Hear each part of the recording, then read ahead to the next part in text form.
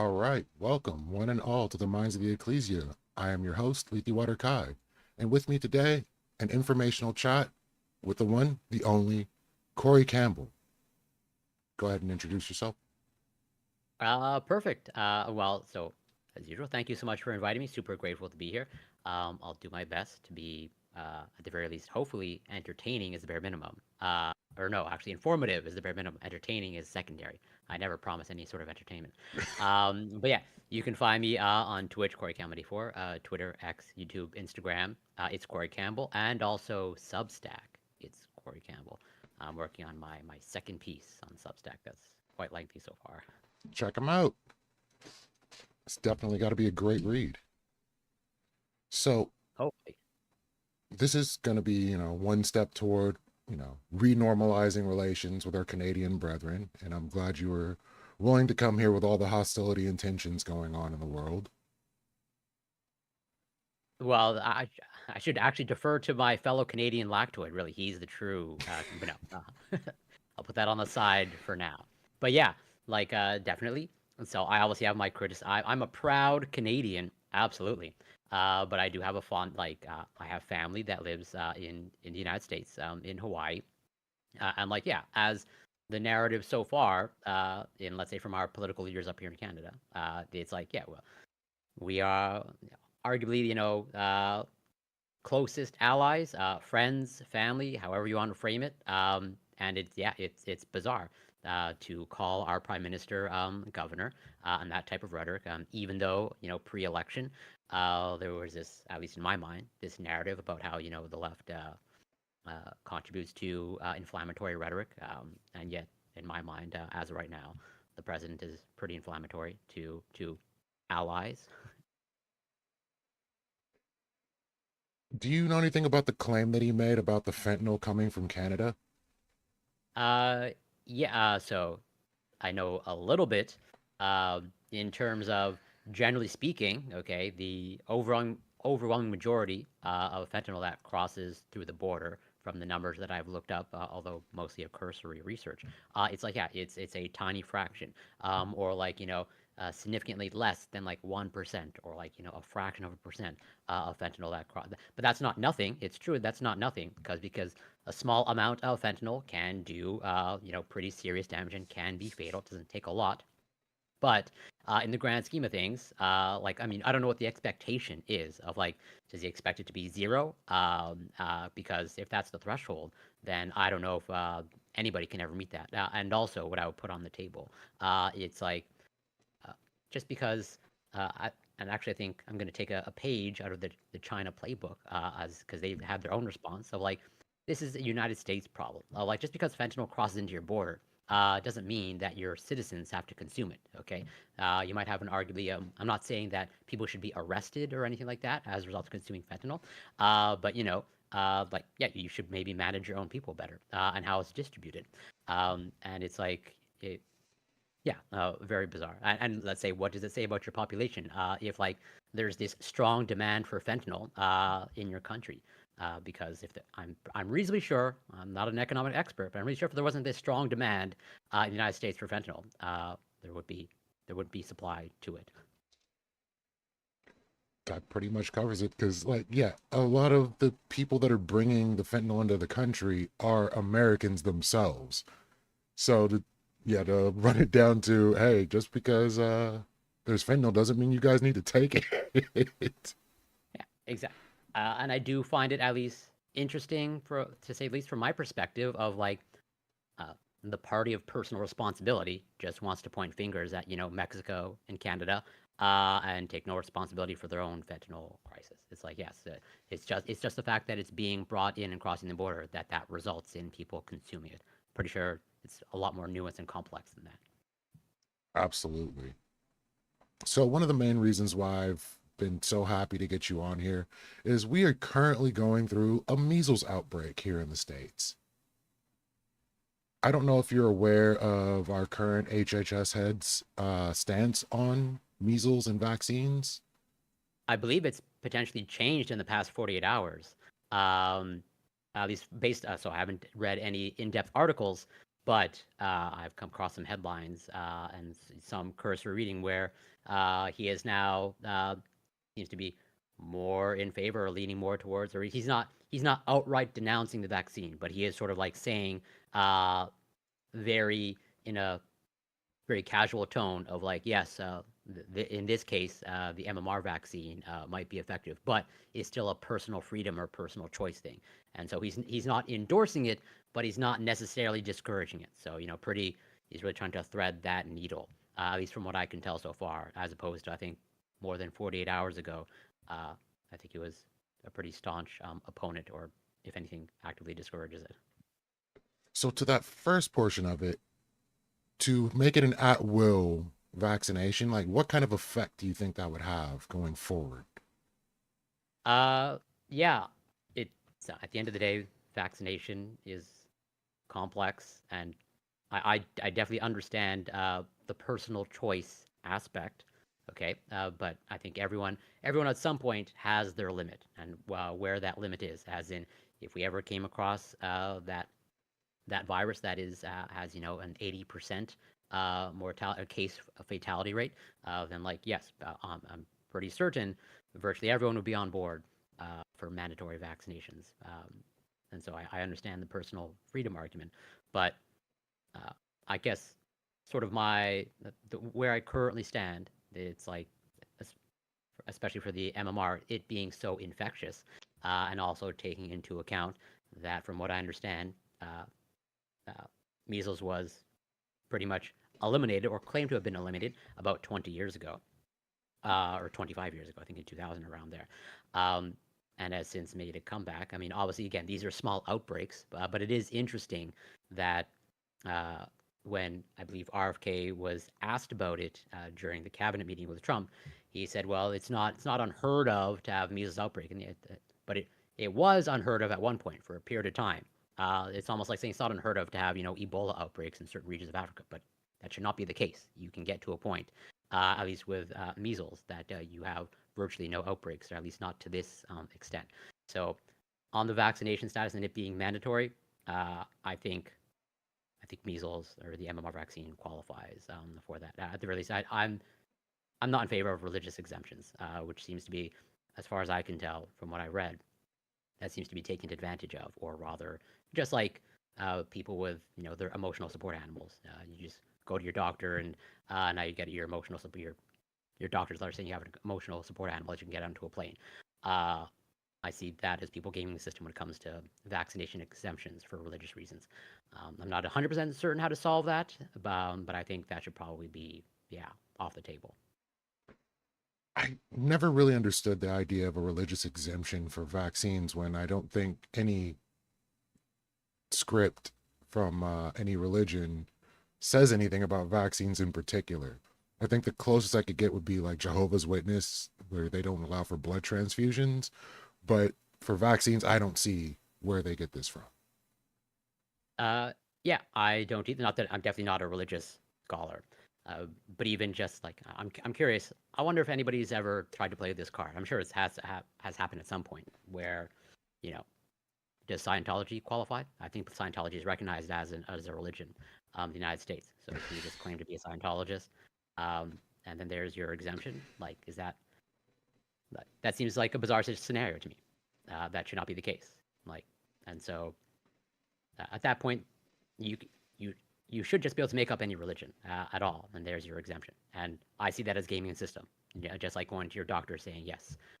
You can game the system enough that you can get your doctor to recognize that you have some sort of generalized or some form of anxiety to get your support animal. That is obnoxious. And here I am trying to normalize relations, and you dunk again with the Scientology. Another problem we have here in America, allowing Scientology to run rampant. You are correct. So another thing that has been said by RFK, at least I believe he said this, is that getting infected with measles is good for a healthy immune system. So I've definitely heard that talking about, and that's not exclusive to um, measles. At least from what I understand. I'm familiar with this rhetoric from a long time ago. This overall feeds into the hygiene hypothesis, as in order to have a healthy functioning immune system, you know, you know, some parents are advocates of, like, children like playing in dirt, and like I think even now, I believe in Texas, although I've just come across this headline of like now people holding infection parties for measles, as opposed to actually getting a vaccination. I could be mistaken about that, but I do seem to have that in my brain, uh, of that occurring, which I believe did also happen during COVID, as well. And so my knowledge of the immune system is, above average. I've definitely taken quite a number of advanced immunology courses, but I'm not an immunologist. Okay, but generally speaking, on average, from the research that I've seen, like that hygiene hypothesis is largely discredited, or like there's the evidence in favor supporting it is pretty mixed at best. If anything, largely not really taken seriously. Where there's at least when it comes to uh, the measles infection, there is no evidence that I'm aware of, although I could be mistaken, that intentionally infecting yourself with measles will have any sort of benefit, aside from the, yeah, assuming you make a full recovery from it, the potential immunity, that even that's not necessarily guaranteed, but uh, that that will be virtually no better than from what you receive from vaccination, assuming you receive the full schedule of vaccination, the 2 doses. Okay, and the second portion of that was leaning into the idea that vitamin A, as well as the use of the steroid but, uh, budesonide and the Budesonide, yes, BUD, yeah, yeah. budesonide, okay, and the antibiotic clarithromycin with cod liver oil is good for dealing with measles. Uh, so from the research that I have seen, although obviously follow doctors' orders, well, actual medical doctors, not chiropractic doctors, nor necessarily doctor of osteopathy. Uh, so uh, the research on vitamin A that I have seen, that I've looked into, it's like so in populations or countries where, let's say, you have higher rates of vitamin A deficiency, and I believe that's part of the reason why there's this cod liver oil aspect, because I believe cod liver oil is high in vitamin A, uh, where I believe it's been shown to be beneficial for individuals that are either having a vitamin A deficiency or at risk of having vitamin A deficiency, uh, largely from, let's say, less developed countries or low income countries. I believe the research has shown a clear benefit there. From the couple of studies that I have seen, when it comes to high income countries, where pretty much having vitamin A deficiency is largely unheard of, or like extremely rare, uh, like high doses. I'm not sorry, did I say vitamin C? Vitamin A. Mm. Vitamin A is, but vitamin that holds true for vitamin C. That's also rare in developed countries. But yes, but there's a difference in terms of you can overdose on vitamin A. Vitamin A is a fat soluble vitamin, and so it will accumulate in some of your tissues in your body. And so in high income countries, of the studies that I have seen, high dose vitamin A has virtually no benefit, and it's definitely it's not a replacement, as in vitamin A would not replace the full schedule vaccination, assuming you can get the MMR vaccine. And uh, for the budesonide, I can't speak. I can only I can yeah I can speak with much less confidence with that, even though I know it's a steroid. Although I would assume that it's largely for sort of like symptomatic control, because usually budesonide is an anti-inflammatory, Mm. um, and so I don't know that it's well, could be, but I would not think that it has any sort of actual active antiviral properties. And it's probably largely in the category of, like, I assume, could be wrong, symptom management. And I think the same thing holds true for the antibiotic that you cited. So there could be some alternative mechanism, but generally speaking, it holds true that antibiotics don't work for viral infections, and measles is a viral infection. Yeah, that was definitely one of the cases that I was looking at, is that there are no antiviral medications specifically to treat measles infection. So the Yeah, whole idea of exactly. that is just kind of interesting to me. And That's why the vaccines are strongly encouraged. One, they uh, are very effective. I think, assuming you get the full scheduled 2 doses, I think it's at least 95, if not 97, 98% effective in preventing infection. And even if you were to get infected, generally speaking, the fact that you get vaccinated, you typically have a much milder course. I think even, don't quote me on this, but I think even in the recommended treatment guidelines currently, it's like if you have been infected with measles and you are not vaccinated, as in there's a window, as in like if you've been, I think the window is like less than 72 hours. And if you know that you've been infected with measles less than 72 hours, they want to vaccinate you anyways. But don't quote me on that, but I believe that is in the guidelines. that seems pretty reasonable, except for to some people. So there's been a rise in pseudoscientific information when it comes down to things like this, spread from people like Joe Rogan, one of them, RFK Long being history. one of the main ones as well. And a lot of what I've been seeing here with measles comes from a site called Green Med Info. I don't know. I know quite a few. I know Natural News is a notorious website for health misinformation, but I have not heard of that one. Yeah, this one is brought by a guy named Douglas Sayer G and is the founder of an alternative medicine portal, Green Med Info, known for promoting various pseudoscientific publications. He was identified in 2020 as one of the largest promoters of COVID-19 misinformation. It doesn't surprise. I'm looking at the website now. Has a very nice polished website. Uh, and well, I guess no surprise to me. It already promised me with a donate button. Could just be coincidence though. Uh, and yeah, natural. Typical talking points of natural healing. I mean, this is one of the reasons why this vitamin A rhetoric comes into play. It's like, yeah, don't treat it with pharmaceutical medications, but like go the natural way, even though whatever. At least I have my whole thoughts on natural. The word natural being essentially meaningless. And part of my fear when these things happen, when they start putting out things like that steroid you were explaining, how do normal people get a hold of these things without having medical scripts?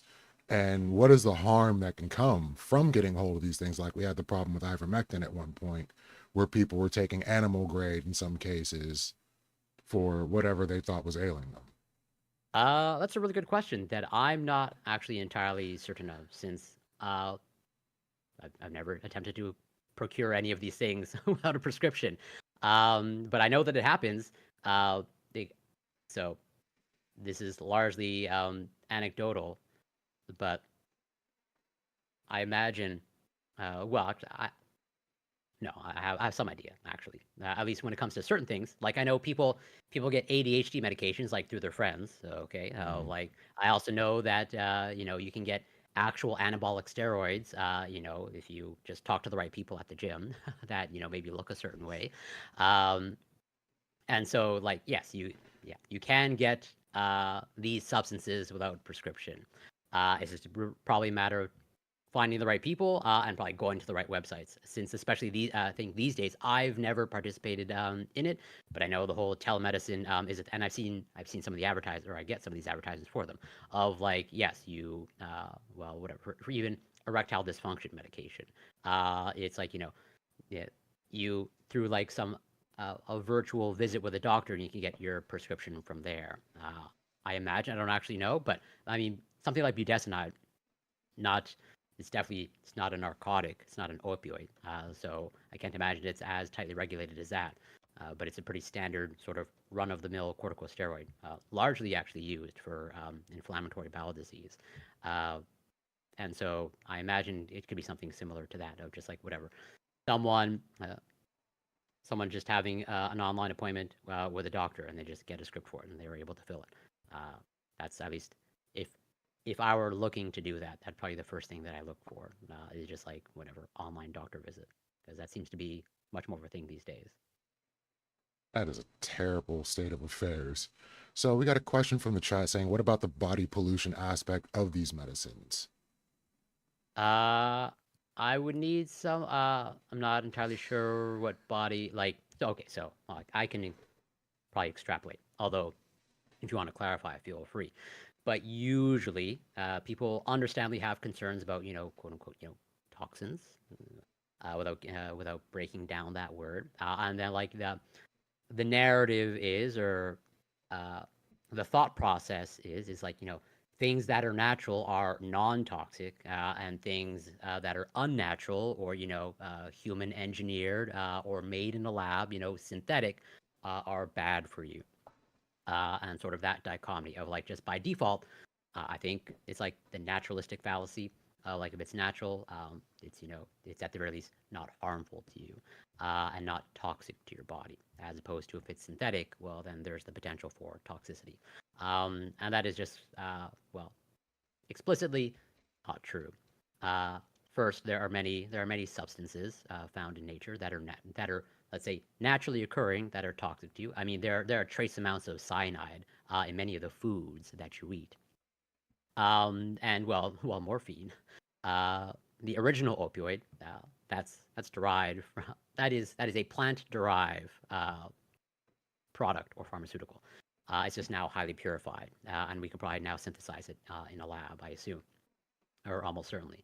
Uh, but at the end of the day, like, no matter what, toxicology 101, although I am not a toxicologist, although I've taken at least one toxicology course devoted to that, is like, the dose makes the poison, generally speaking. And so it's just a matter, like, water can be toxic. Water intoxication is a thing. You can look it up right now. Google it. Where if you drink sufficient enough quantities of water within a short amount of time, obviously don't do it. You can essentially dilute your blood to the point where, yes, and there are notorious cases of individuals dying for not being aware of this information. Actually, I can cite one case specifically. Her name was Leah Betts. Okay, um, where fairly tragic story, actually. So this individual, this has to do with the drug ecstasy. Okay, I've never been on ecstasy, but generally speaking, individuals on ecstasy seem to be at risk of dehydration, since I think their thirst impulses seem to get, well, one, they tend to take this during, whatever, when they're dancing and doing these types of activities, and they're not paying attention to their thirst cues, and so there's some risk of dehydration there. And so this individual, pretty sad story, that they had planned to take ecstasy, and they were aware of this, and so they just downed mountains and mountains of water beforehand, and they died of water intoxication. You can look it up. Pretty notorious case, where, yeah, with the intention of trying to prevent the potential negative outcomes of being on ecstasy, like, they they got water intoxication. Uh, Pretty sad story. I That think they were is quite young. that is wild. So all that to say is, the dose makes the poison. There's no reason to think that just because something is made in the lab, engineered, designed, or synthetic, that it is less toxic than something naturally occurring. That is, I would say, pretty strong fallacy or misconception. Tonight, an alarming mystery Oh, illness is now being blamed. pulled that up by accident. Okay, so with the new administration, considering the effects of what happened during the last administration, we had a pandemic. Currently, there is a mystery disease going around in the Congo that is uh, infected at least 1,300 people, and 53 have died so far. And this was spread from, what they're saying is, children eating a bat. What are the odds that we end up in a pandemic situation again? And how ready do you think we will be this time around? Uh, that is a great question. That I'm probably, maybe to your disappointment, I'm probably gonna maybe tiptoe around quite a bit. Um, well, one, I've definitely heard that story in terms of this mysterious illness. I think the jury's still out, or I think there's, let's say, uh, they're still obviously trying to determine exactly what is happening, but I think there's some, let's say, speculation that they do know what's causing it, but understandably, in a country or in regions like that, their ability to test and do in-depth testing on the samples is limited in comparison to, let's say, the United States or some other more developed countries. And so it may not, in fact, be a mysterious illness. They just haven't ran the appropriate tests yet. But maybe it is something new. It is possible. Well, COVID, unfortunately, was new. In terms of risk of a pandemic, I guess it depends on the timeline that you're referring to. On a long enough timeline, pretty much it's guaranteed to happen. But then as you shorten the window from infinite time to whatever X amount of years, becomes let's say unpredictable. I would say I'm actually more concerned about avian influenza and what's happening with avian influenza that feeds into the egg shortage and egg prices, along with cattle. It's a little bit strange to now. I understand, obviously, it began as avian influenza, but now it appears to be affecting cattle and cats. So at what point does it no longer become avian influenza? And it also has infected, unfortunately, a number of humans. That was my next question after this one. And I think there's at least been one death, but I could be mistaken about that. But I know definitely there was been at least one severe case of avian influenza in humans. I believe there's 2 deaths so far. Yeah, that sounds about right. And so I'm mostly concerned with that because, well, from what I gather, as a result of what's going on now with the current government and, let's say, things being cut and appropriate people being, let go or fired, or funding pauses for certain things that were important. I think the surveillance of this is there's much to be desired in terms of tracking it. And so, even though what's happening now is currently very concerning, we are probably just as with COVID and cases, in terms of it's pretty much always like an underreporting. We're never getting an accurate picture because testing is never real time, and we're always playing catch up. I think, I actually hope I'm wrong, but I think the same thing holds true with what's going on with avian influenza. Well, one, we're definitely not monitoring it as closely as we were COVID. And then, yeah, two, it's we're just not getting a clear picture as a result of the resources being limited.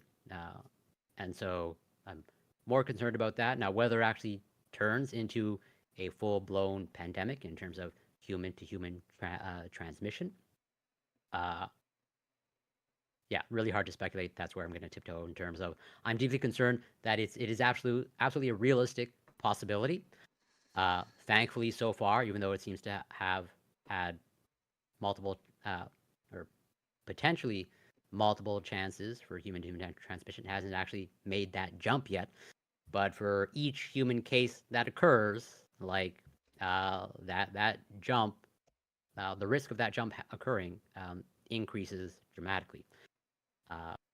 And so, like, if I were a betting person, like, if nothing is done and things currently play out the way they are playing out now, then I'm not saying this is going to happen, but would it surprise me that in the next, 5 years, another pandemic occurred? No, it would not surprise me. I wouldn't place any sort of, significant bet on that occurring. I wouldn't bet probably more than $100, but like, that would not shock me. I'm banking on it not happening, and I'm behaving as if it's not going to happen. But yeah, like that is my primary concern. The mystery illness so far, until it's actually identified as something mysterious after more in-depth testing has been done, I'm less concerned about that, and I see what's going on with avian influenza more as the real imminent threat. That yeah, and nothing actively seems to be happening in regards to tackling it. Yeah, as of January, they were saying there was around 66 confirmed human cases. I do see there was only one so far that was fatal. I thought I saw another one. I don't remember where that was. But what would it take? Like, where we have to slip up for this to become more of a threat? Like, what animal would it have to infect to for us to be more susceptible? Uh, yeah, that's a really good question as well. So, yeah, not a virologist, although again, I've done quite a bit of virology courses multiple times. But my virology is a little bit rusty, but I definitely still know the fundamentals. Where so uh, ultimately, yeah, the more mammalian species it infects, the greater the chances that it can make that jump or acquire the ability for human to human transmission. Where the fact that it appears to be able to infect cats, the fact that it now is able to infect uh, cows, and I think that's also affecting beef prices in the United States as well. And again, that's almost certainly still being underreported. Now, uh, from what I understand, and from what I've read of what's occurring with, let's say, uh, the humans that are being infected, I think the vast majority are coming from, farmers or uh, cattle ranchers or people that are exposed uh, to, well, the animals that are getting infected. And as I've as you pointed out, there's been one fatality, and so thankfully, I guess only one fatality, but still sad that one person died.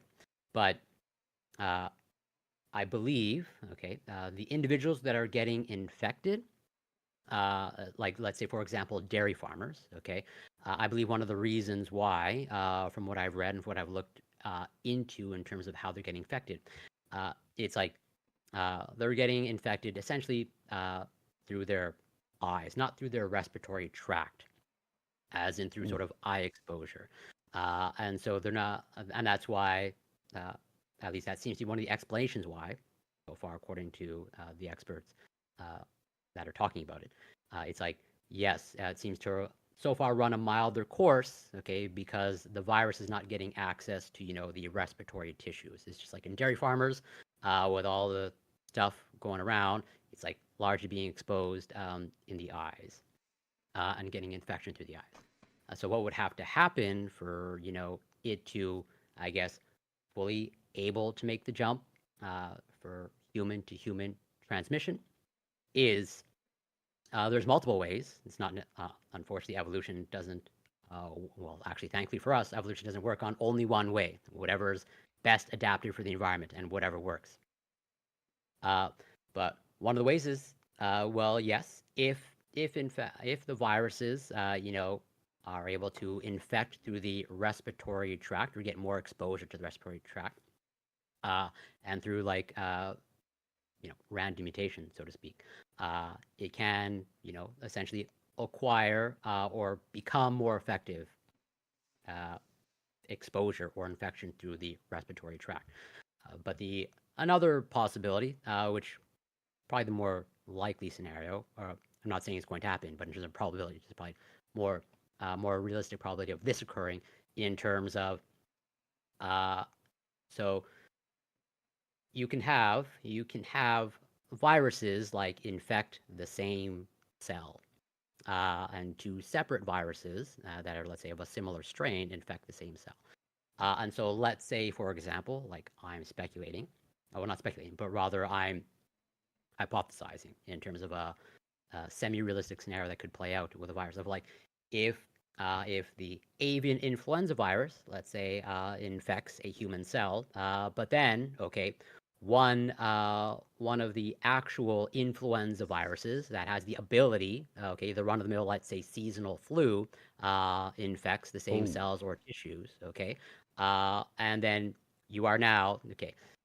So if you look at genetic information as a deck of cards, okay, and let's say each card represents a gene or genetic information, and so if you have two viruses, one that's the avian influenza that so far is largely infecting birds, cows, and cats, But then, if at the same time an actual, well, not an influenza virus that already has the ability for human-to-human transmission, they both infect the same cell or same sets of tissues and in the same cell at the same time.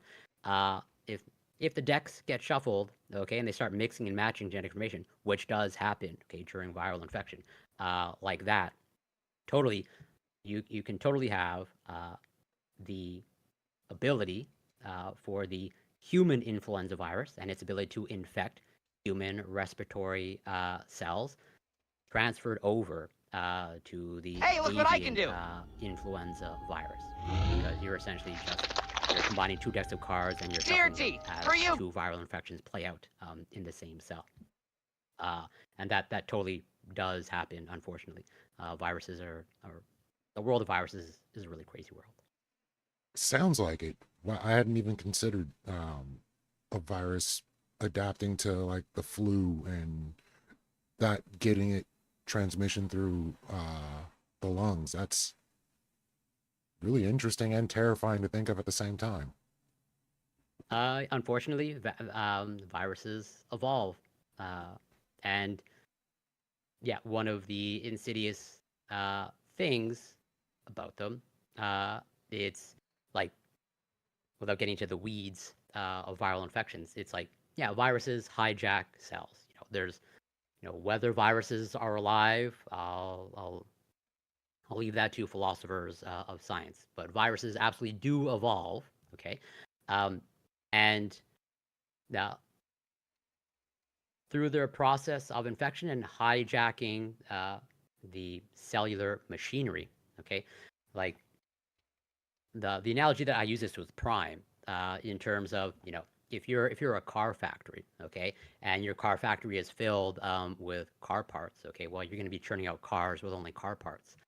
But then, if a bike comes in, okay, and like smash and a bunch of bikes, come in, or if just, one bike happens to like fall into your car factory, okay, and with a car factory you have assembly lines, okay, you're following instructions, and presumably you're following instructions, where this is like a planned out thing that happens, let's say in a car factory or car manufacturing, as opposed to for viral replication.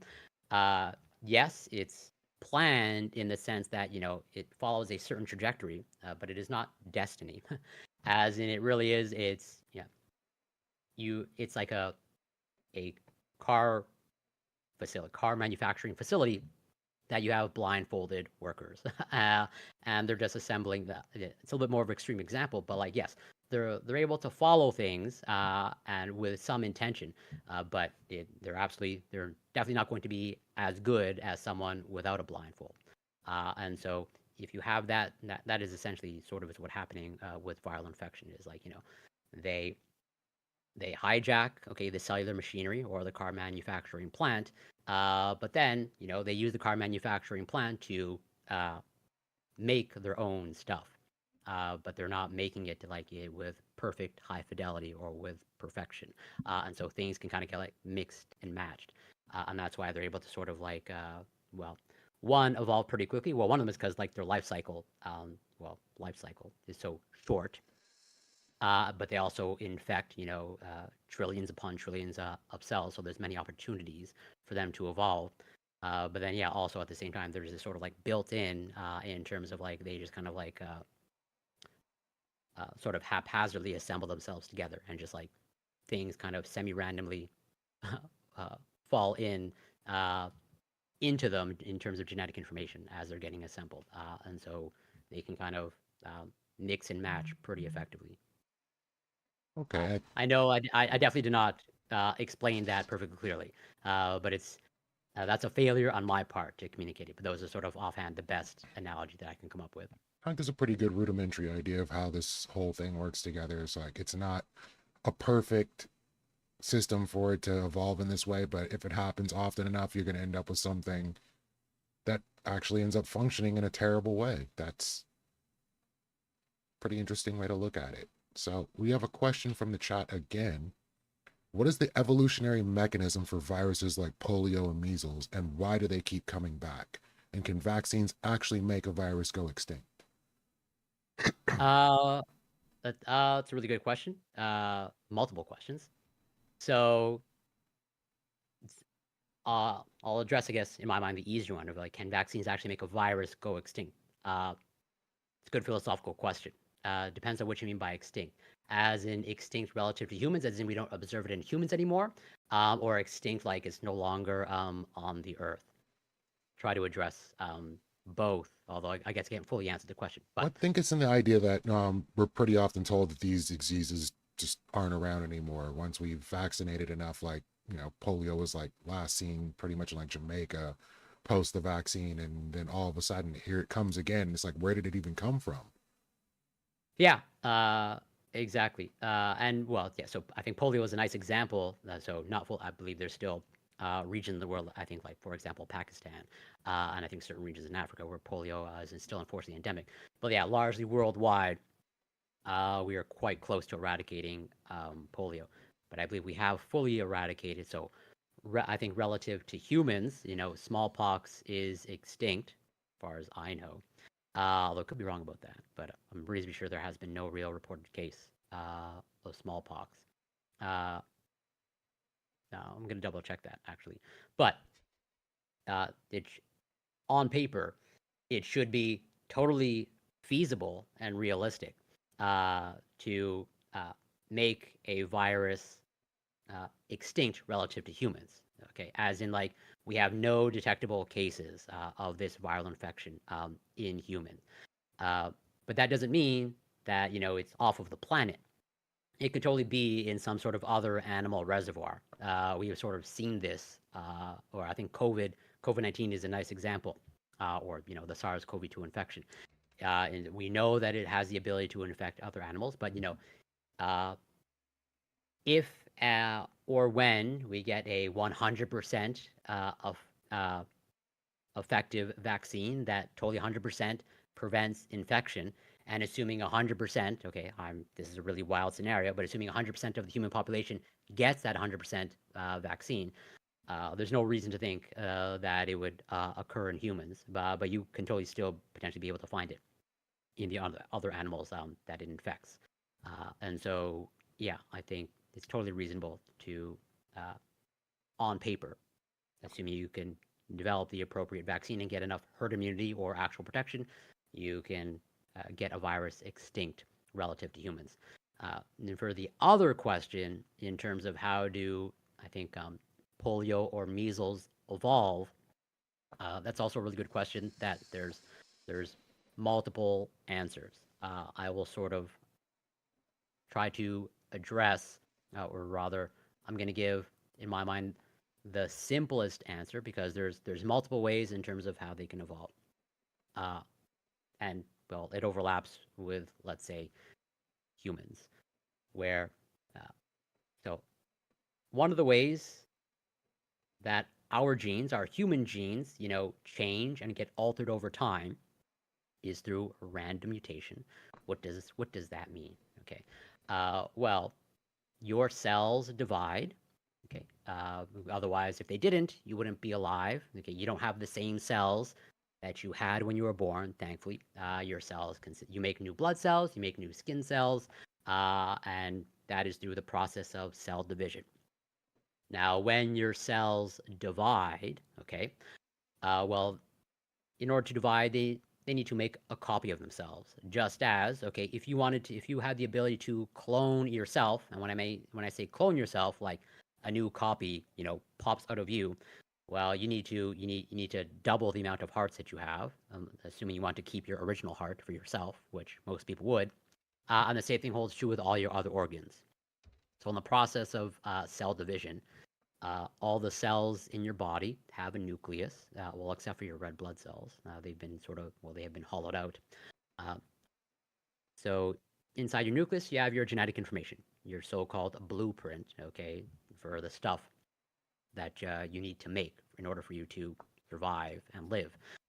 And so in the process of cell division, you need to duplicate your genetic information, as in save a copy, okay, for the original cell, and then hand off a new copy to the new cell.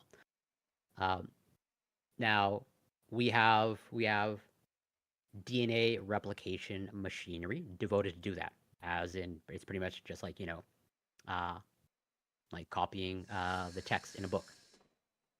But uh, let's say if I asked you, by hand to copy out the text of the Bible, okay, probably no matter how diligent you are, okay, you're probably going to make some sort of mistake.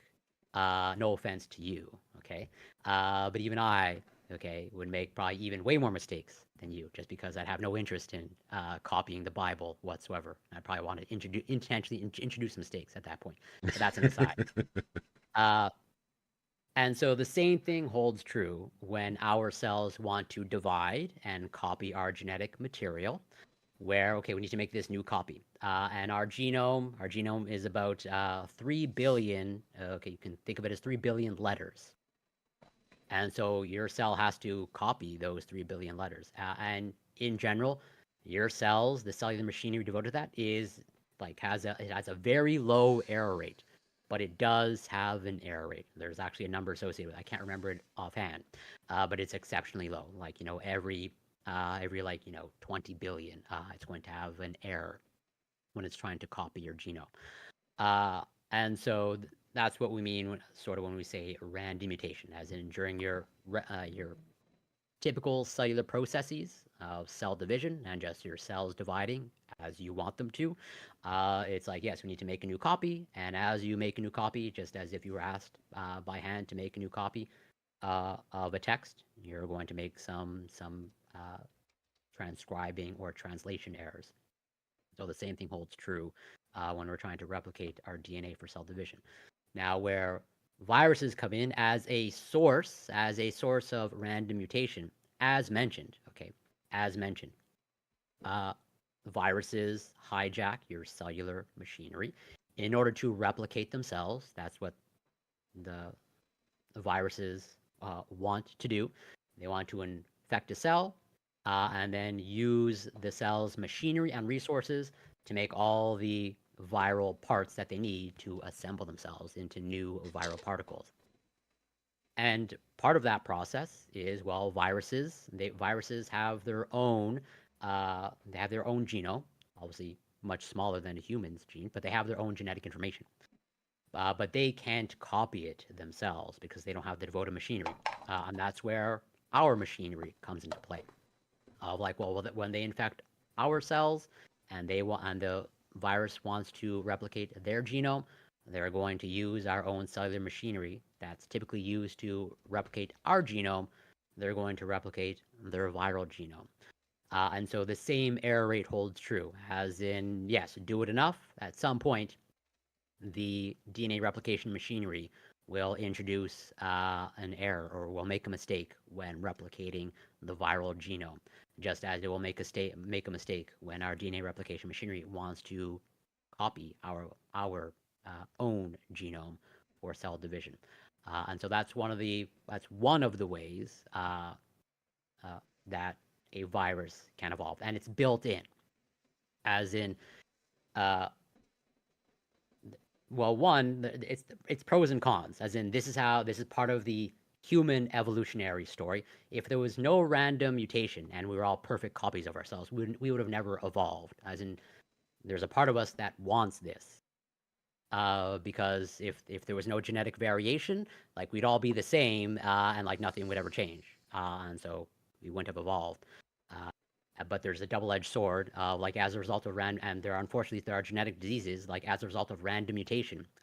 Progeria is one of them, a very ultra rare genetic condition, uh, typically known as like the accelerated aging disease, where unfortunately it really is just like bad luck. Yes, as a result of random mutation, you now have this ultra rare genetic condition. Uh, but on the other side, yes, as a result of this inbuilt process, this is part of the evolutionary history of humans. We would not have evolved if this was not the case. But as part of that is yes, the unfortunate scenarios of just random genetic mutations that result in genetic diseases and conditions. And so that overlaps with viruses. as opposed to so how do the other mechanisms for viruses evolve? This is, let's say, less applicable to humans, but it's a similar analogy to what I mentioned with, for example, two viruses infecting a human cell. Um, but another way that viruses can evolve is it's a specific process called transduction.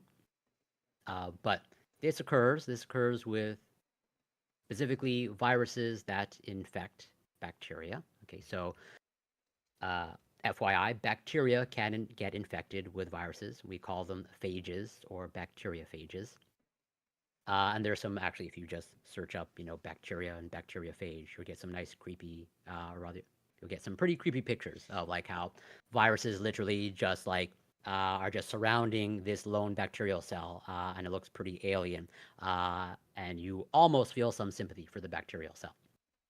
Uh, but there's some very nice pictures that are also like they look pretty wild. But during this process, so the same thing happens of the bacteriophage, just a virus that infects bacteria. It's hijacking the bacterial machinery. But same thing, a bacterial genome is, typically way smaller than ours. But essentially, it's a similar process as when a bacteriophage infects a bacteria. Okay, and they're hijacking the machinery of the bacteria to make copies of themselves. Uh, at some point,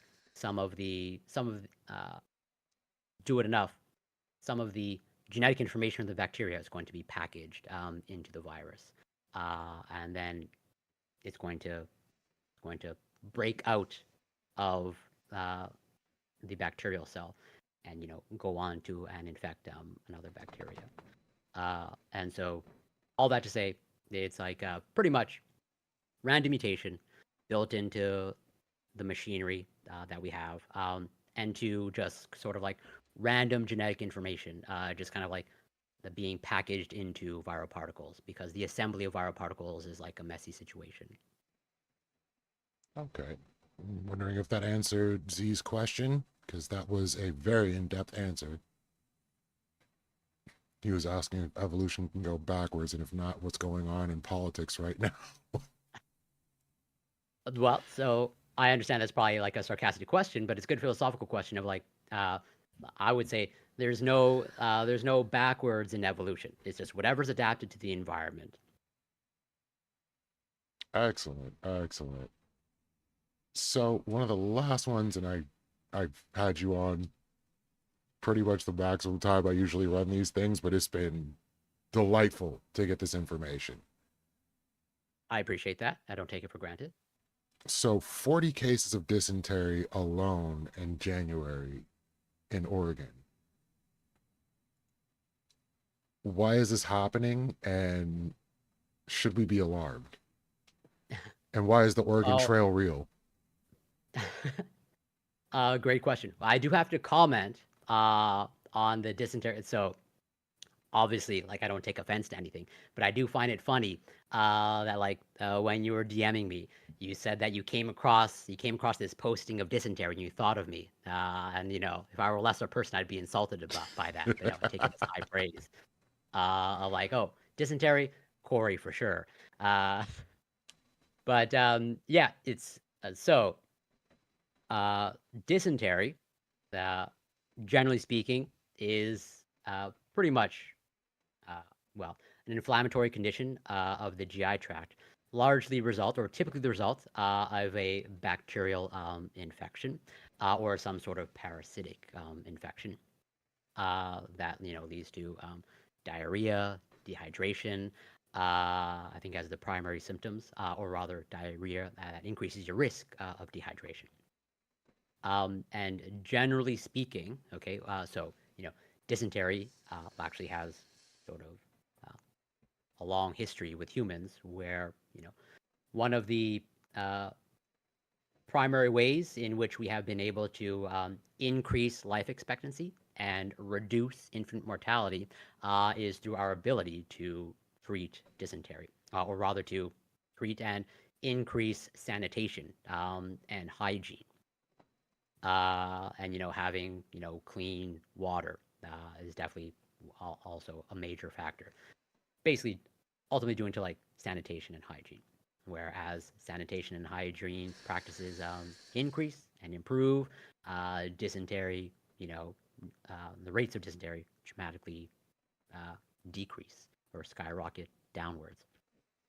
Uh, and so the question is, well, with the cases of dysentery in Oregon, from what I gather, unfortunately, I think it's from the couple of articles that I read, it seems to be the same thing that holds true of unfortunately or sadly, it seems to be largely individuals who are experiencing homelessness that are affected, where since they don't have regular access to uh, wash their hands, uh, being able to bathe, and pretty much are generally living in less sanitary or hygienic conditions, and so they're at much greater risk of dysentery.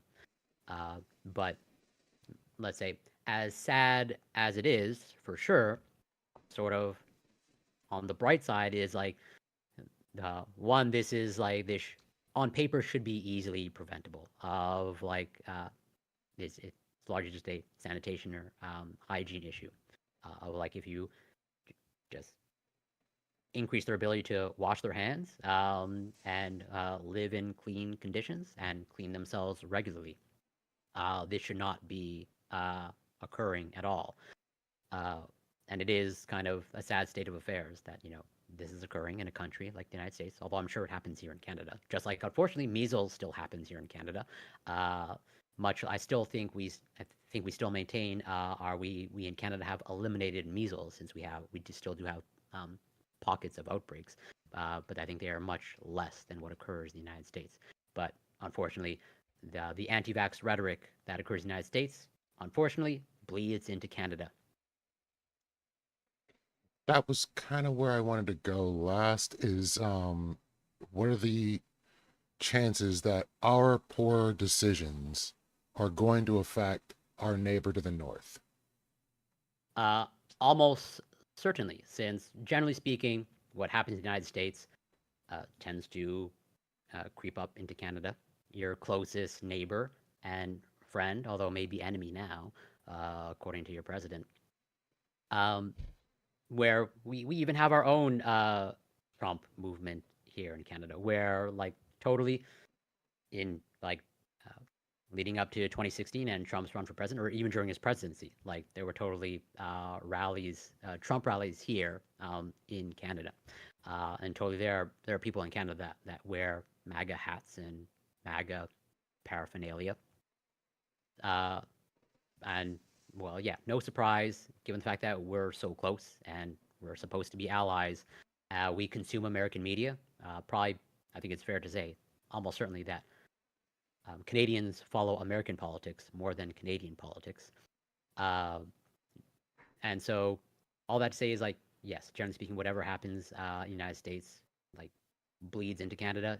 It just, thankfully, so far, it tends to happen at a much less extent, as in the the anti-vax rhetoric that occurs in the United States, I think totally happens here in Canada, but it seems to be to a little bit less of an extent.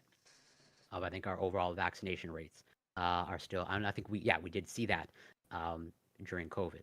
Of if you just compare Canada's overall vaccination rate nationwide was fairly significantly higher than the overall vaccination rate. Still wasn't great, but still much better.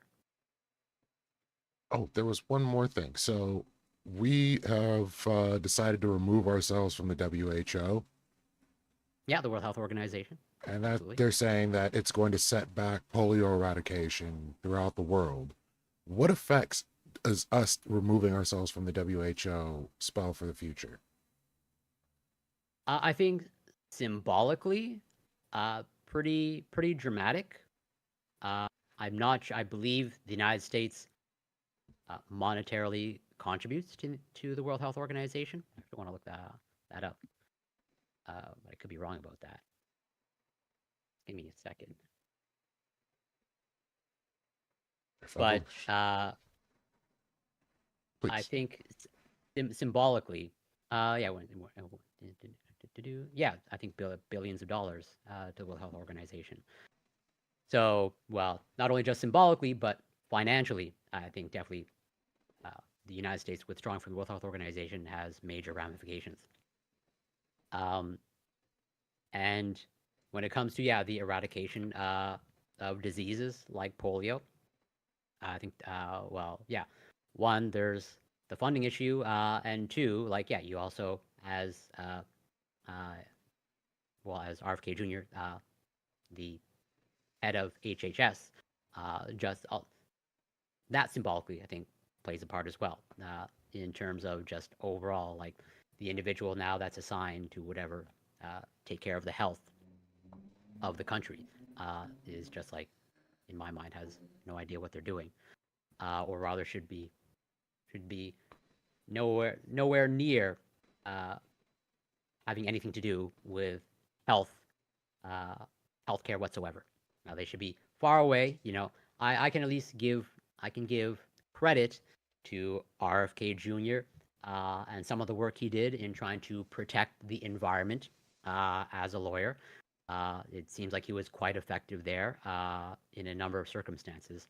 But like, yeah, I think that work is like pales in comparison to the damage he's done when it comes to his overall rhetoric when it comes to vaccines, and now with a number of other things as well. But to try to answer your question more directly, it's like, yeah, the United States withdrawing from the World Health Organization pretty much like significantly hampers it financially, and also maybe in the international sphere, just makes people take the World Health Organization less serious. Uh, just as I would assume, I don't actually know for sure, but I assume just as if the United States were to pull out of the United Nations, just like probably people wouldn't take the United Nations all that seriously anymore, or they'd take it much less seriously. And so, but this is not to say, okay, just to be clear, the World Health Organization is not perfect. No institutional organization does everything perfectly, but on the whole, I believe like the benefits of having the World Health Organization existing and funding like far outweigh the cons. Totally, World Health Organization has made some missteps, even with COVID, uh, but you know, mistakes are part of the process. Uh, and I think the World Health Organization has demonstrated a willingness to learn and correct their mistakes, but they will almost certainly make mistakes in the future.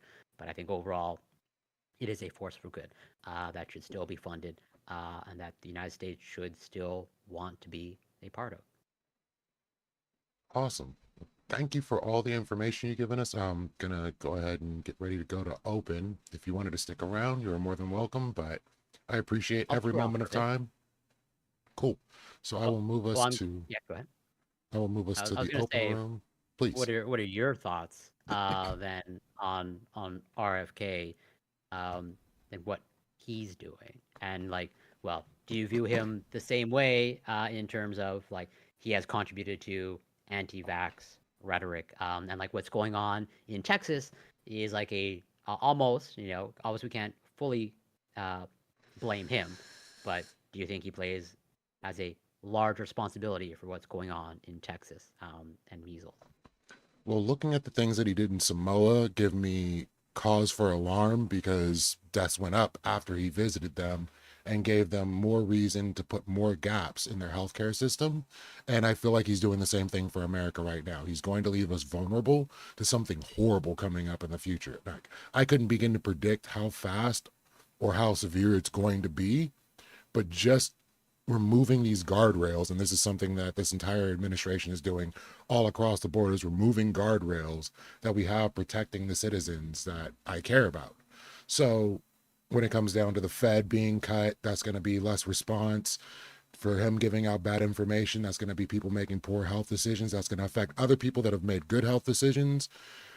All the way across the board, it's just not a good thing. And think it also sucks for any Canadian that ends up having to deal with the ramifications of our decisions, or Mexico, or anyone traveling abroad. Like, geez, it's so far reaching because, like, viruses don't know about borders. They don't care about our imaginary lines that we draw on the ground. They will just get around however they're going to get around. Otherwise, COVID probably would have stayed in China or wherever it came from. It became a global issue, and we don't want to create another global issue. Yeah, I obviously agree with everything you said, and yeah, he's a very interesting figure to say the least. Well, I should say kind of like perplexing, where it if you do a deep dive on him, like I think that incident or what occurred with Samoa, like uh, by his actions alone, like whether it's intentional or not, I don't know. Like I don't know whether he's an actual good or bad person, or he really is. He genuinely believes of what he's saying. Although, I He's my suspicions Palpatine. are like, is he a bad actor? Like I lean towards yes, but I cannot commit to that. He may just be kind of an idiot. Um, but it is surprising, or at least part of I guess his charm, like in my mind, his voice works for him, and the issues that he has with his voice, of like the the way he sounds, like given his issues with his voice, like he comes across, at least in my mind, like I can see that him as coming across as like an underdog, or like the words he's saying, like he can't be saying bad or untrue things, given the fact that he has this tone in his voice as a result of his condition that he has, where I think almost psychologically, I'm speculating, so again, don't necessarily take what I say as like this is what the truth is, but I'm just trying to get into the psychological mindset of like why people take him seriously, and I'm speculating that uh, the voice is part of that. It's like I think it breaks down people's guards. They're just like you're psychologically primed to like be sympathetic towards him, because whatever, he stutters, and it sounds like he struggles to speak as a result of his condition that's out of his control. I know it's not. He's not. I'm not saying he's doing this intentionally. I know it's like built in, but I think that's part of the quote unquote charm or the allure, or what gets people to sort of what makes you sort of counterintuitively, one would think that like sort of a speech impediment would like make you bad at rhetoric, and yet I think, again, I'm speculating, but I think psychologically, like we're sort of like primed to be sympathetic towards him. It's like he can't be evil. He just sounds like he sounds weak, so to speak. So I don't know if anything I said that makes sense, but I that's sort of how I analyze it. think that made sense. Like, I've never considered that his voice could actually be a benefit to him to make people look at him more sympathetically. More so, like, where I was landing on it is that he says three good things and one crazy thing. So say like, oh, we need to remove red dye from, the food. We need to lower the sugar intake in the food. And there's an obesity problem, and we need to eat raw venison every week. And so people hear the three good things and they're like, oh, yeah, this guy has some good ideas. And then they kind of don't understand the ramifications of the fourth horrifically crazy thing he says. Like, I think raw milk was the last one when it came down to that whole thing. Like, there's a reason why we pasteurize milk. Yeah, and that's another great example as well. This whole movement towards raw milk, it and even now, it's like, yeah, we're like on the topic of like evolving backwards. Okay, not that again, evolution doesn't. There's no backwards and forwards in evolution. You are just changing. But like in terms of societal progress, it is bizarre that, like as you correctly said, like we started pasteurizing milk for a reason. There are very real measurable benefits and lives saved as a result of pasteurization, uh, and yet even now with the egg shortage, there appears to be like this, I don't know about rhetoric, but like Now people, as a result of the egg shortage or the price of eggs skyrocketing, it's like when now people want to buy their own chickens. Like they want to go back to farming. They want to live in their apartment and have their own chickens. It's like, well, what is this progress for then?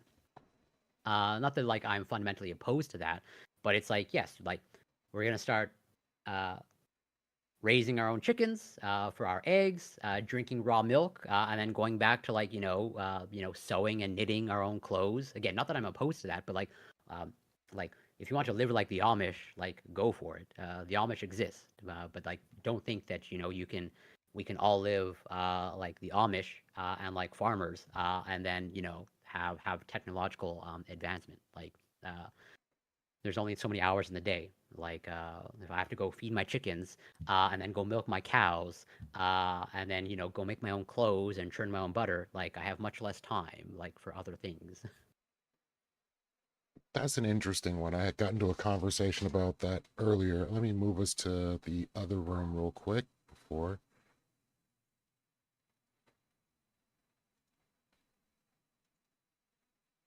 we get this set up. Gotta turn our cameras back on.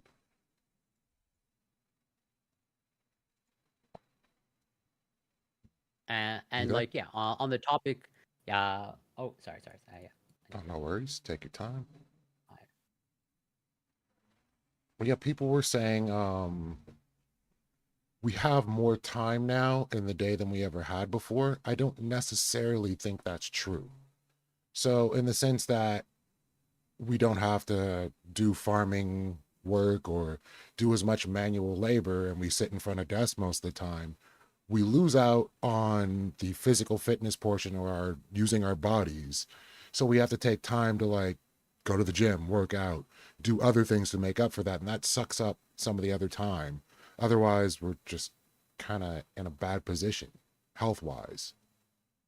yeah, no, I agree. And there's some interesting studies, or there's at least one interesting study that tried to like measure, uh, way back in the day historically, like as you correctly pointed out. Most people, especially people living in cities or urban areas, they're not growing their own food. They're not, running in the fields to, catch their food. And like research has tried to quantify, like, how many calories historically were expended by your typical human of like all the farming and all the chores that had to be done. And like, yeah, it's quite a bit of calories. I can't remember the numerical value, but like, yeah, it was, yeah, no surprise, as you correctly pointed out, as we become more and more sedentary, and inactive because we don't have to like, uh, uh, I don't even know Do manual what labor. do. Yeah, do manual labor in the fields. I was gonna say like whatever is tilling the soil even thing. I have no idea. I'm ignorant on these things, but like yeah, we don't have to like go out and pick our vegetables and all that stuff, and like go feed our chickens among all the other manual labor associated with Until farming. now. Yeah, exactly. Which like I can't even like I have literally no idea of like the work associated with that. I know that there's way more to it than just feeding chickens and whatever picking vegetables. I know that it's an astronomically huge amount of work. That's just a reflection of my ignorance, but I know it's a lot of work. And so yes, like we have to intentionally like move our bodies. Well, because well, yes, there's that less activity, but also in conjunction, like we just on average, well, especially people in more developed countries, we have access to much more calorie dense food that just tastes good, sort of hyper palatable calorie dense foods, where it's like you can totally eat. Uh, 2 days worth of calories from like a one fast food meal.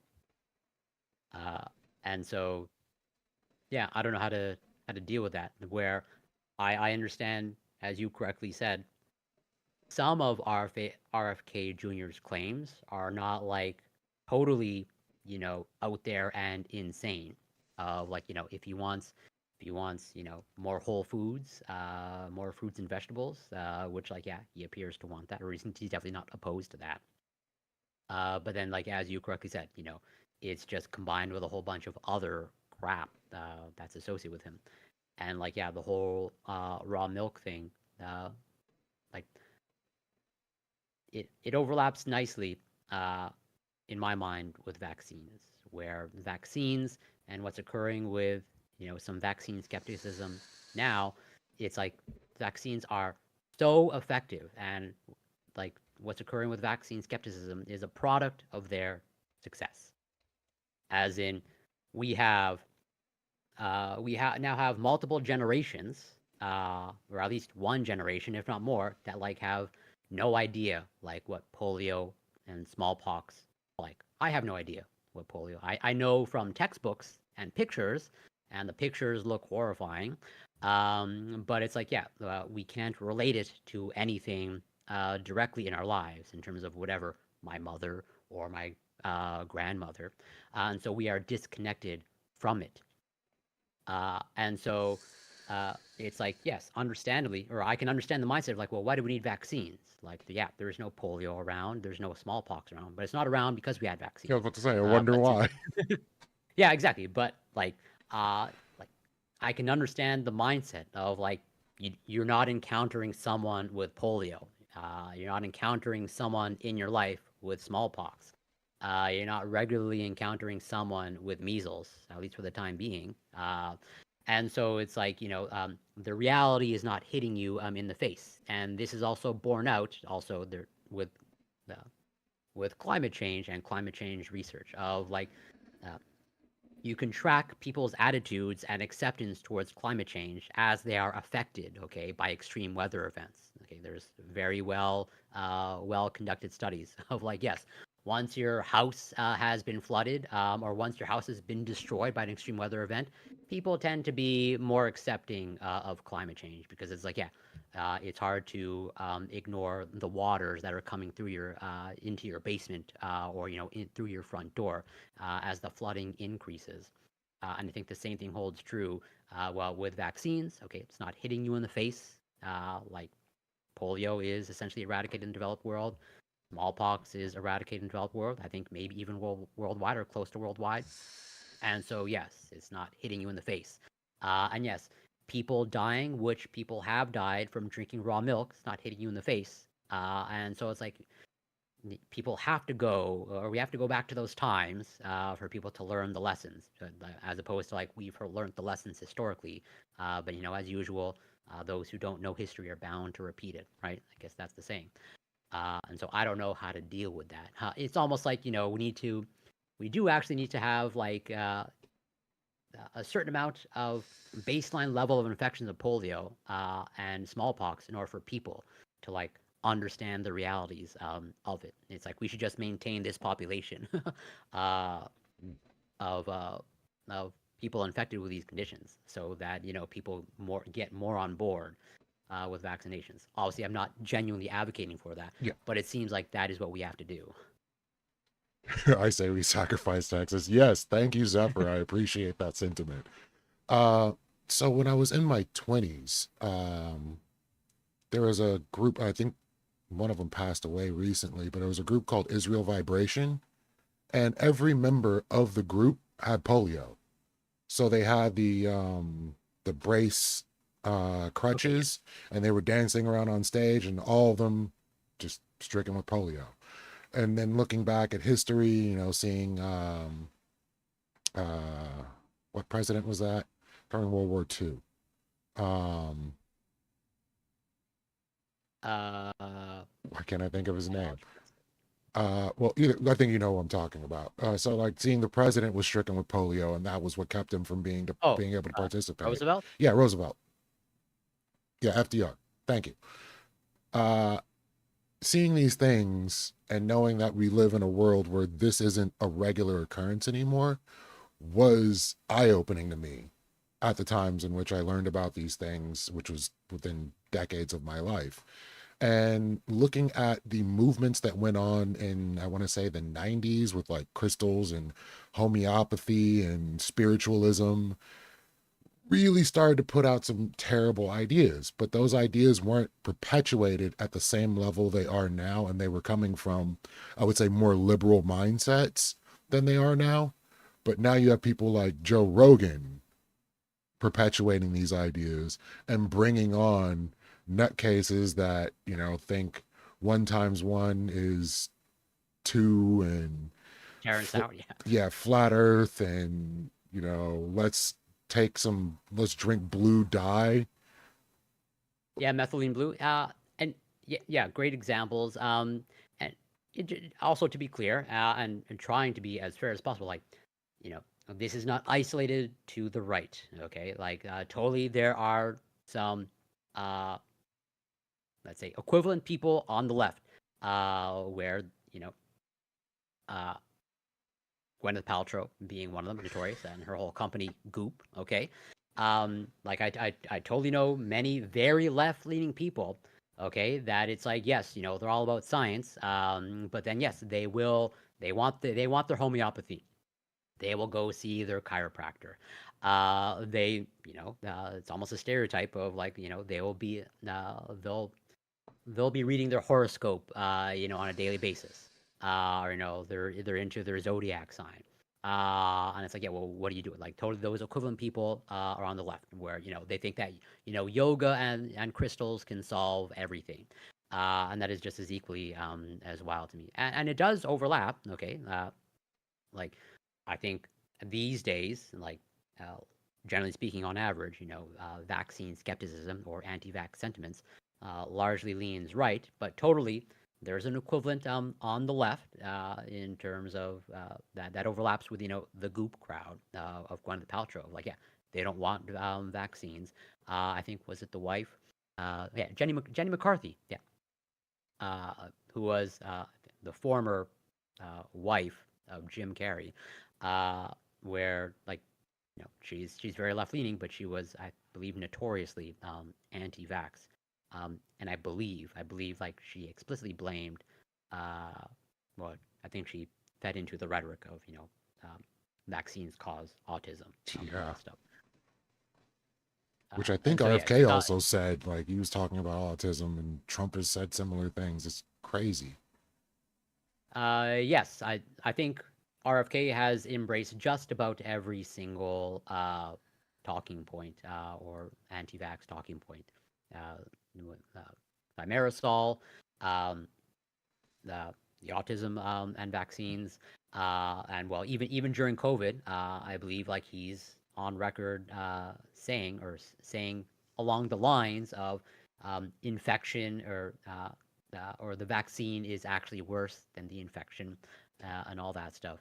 Like, just really, yeah, wild stuff.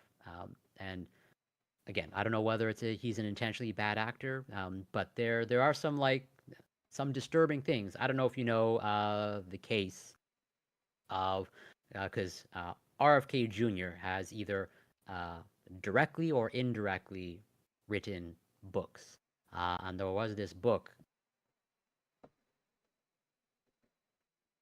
Moment.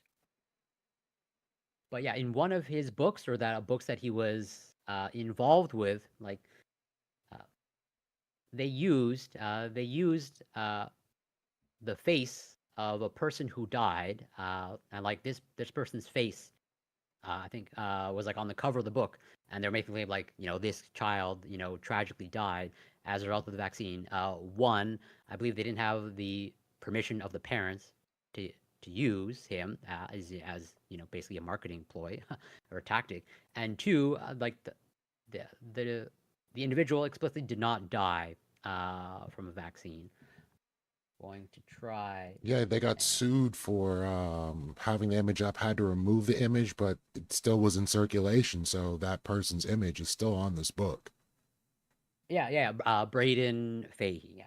Yeah, they passed away tragically when they were 12, and it was explicitly not due to anything vaccine related, just really, tragic circumstances.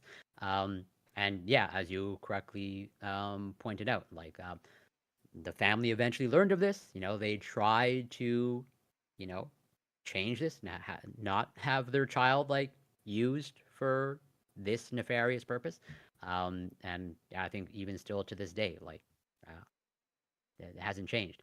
And it's like, I don't know how anybody with a conscience, like RFK, like, can get on board with this, or not want to distance themselves from this. That's why like I lean towards him. I don't know for sure, but I lean towards him being like an intentionally bad actor. But I would not bet all my money on that. But it's just a really sad state of affairs. Yeah, we kind of end up in a position where we have so many people out there pushing particular ideas. You have to wonder if they're true believers or grifters or where the line is in these particular circumstances. And I think it was Bernie Sanders that was questioning RFK in regards to vaccines, and that was a moment. Yeah, I remember watching clips of I think during his Senate confirmation, and like Bernie Sanders like trying to press him of like, well, do you believe? I think it was like, do you believe that vaccines cause autism? And he wouldn't commit, or he would just tiptoe around. Which no surprise. Uh, and well, maybe as like the glimmer of hope, as mentioned, like it seems like maybe his rhetoric is changing a little bit when it comes to the MMR vaccine. But like, yeah, that's tied to like the outbreak, and I think at least as of now, like one death as a result of measles, which was almost certainly, not guaranteed, but almost certainly like preventable. And so it's like, well, if this is what it takes to get him on board, like, I wish we didn't have to pay that price, but that seems to be the reality. And like, whatever, if this outbreak really needs to get out of control for him to like get on board, I guess again that's what has to happen to people. He needs to be faced with the reality, and it's like, well, and I'm curious if it gets worse, is he going to take responsibility for it? Because if he's in charge, if he's the head of Health and Human Services, like this is the party of personal responsibility. Is he going to take responsibility if this doesn't get under control, or if this is still happening like a year later? I'm curious. Just as the United States doesn't want to take responsibility for their fentanyl crisis, okay? But you want to be the party of not you, but the Republican Party wants to be the party of personal responsibility. Like, okay, well, take responsibility for the outbreak if this is still occurring, because it is on his watch now. At this point, yeah. I'm reading in the chat that RFK got grilled for his blacks have a stronger immune system comment. I'm dead. Right? Yeah. Another thing that like that's a good reminder. Like the makes me lean towards him being like an intentional bad actor, but he could just be an idiot. But it is strange, not strange, but it is telling that like parts of his own family have like tried to separate themselves from him. It's like no, or like I think some of his relatives like he's like sullying the Kennedy name. Oh, 100%. But this is what gets some people on board with him. Like, yeah, he's a Kennedy. He's a Kennedy, and again, my speculation of like Kennedy combined with his voice, it's like people like are just falling into the trap of like he's a trustworthy person, but they just don't know what goes on like behind the scenes. It's almost like the best analogy that I can come up with on the fly. It's like when a child speaks, or when a girl or woman uses like a baby voice, it's like it primes you to like be sympathetic towards them. Obviously, RFK sounds nothing like a baby, but I think it's somewhat in that vein of like him stuttering, and it comes across as him struggling to speak. It's like we're primed psychologically, like maybe even subconsciously, it's like to like believe him or trust him. Even I myself, like if I'm just like hearing the audio, I'm like, oh, poor guy struggling to speak. But then I have to remind myself, no, like the words that are coming out of his mouth, awful, and things that he's are doing are awful. But maybe that's just a me thing. It could have been the universe trying to do us a favor to make it more difficult for him to say the terrible things that he says. That's another way to spin it. But then not working, unfortunately. Yeah, really bizarre. And I don't know how to solve it, especially in this age of social media.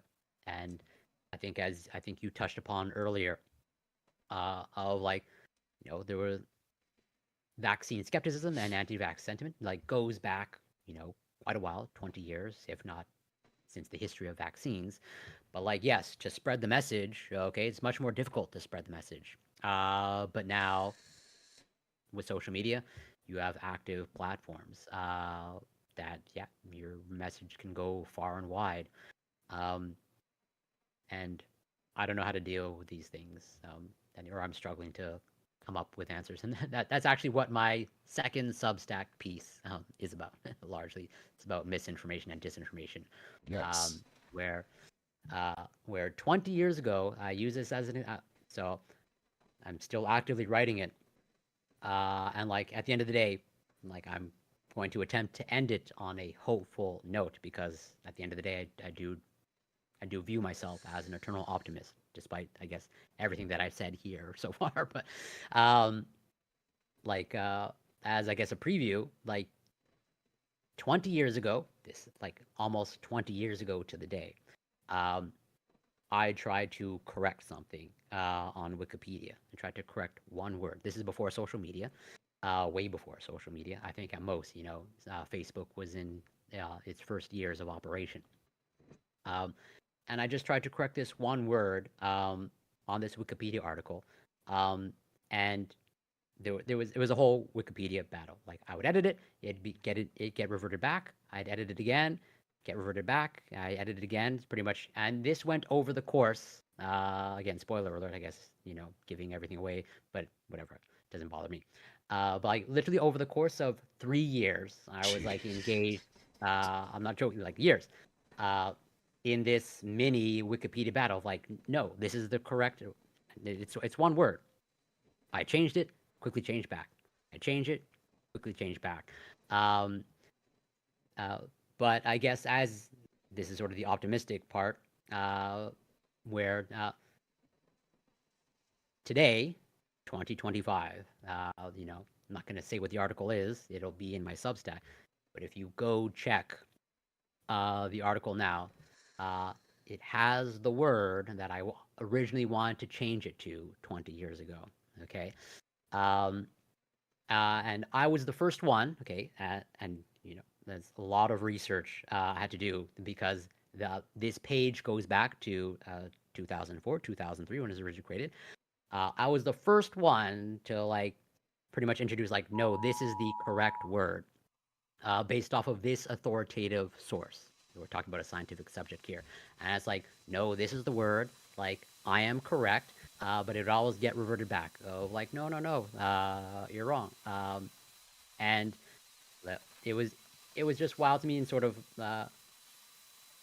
when uh, when I recently like checked this page and saw that, oh, they've now adopted my word.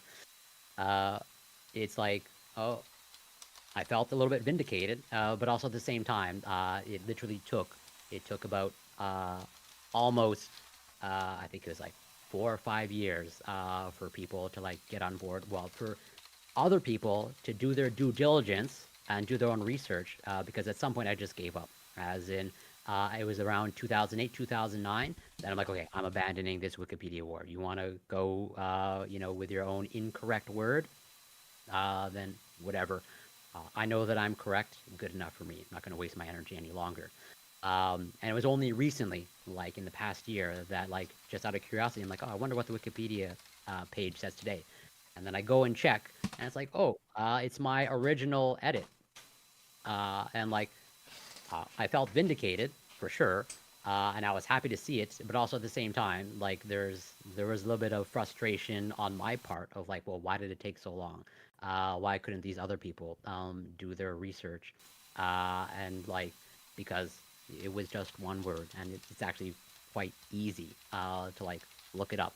And uh, well, one of the persons that, because there were multiple people, at least two or three that I was engaged with this Wikipedia edit war with, where I would change it, one person would change it back, I would change it, and then some other person would change it back. But one of the persons that did change it back, and originally they were adamant. Okay, they were adamant that no, this is how it should be. I'm the one in the wrong. They turned out to be like an academic. They're like a full like university professor.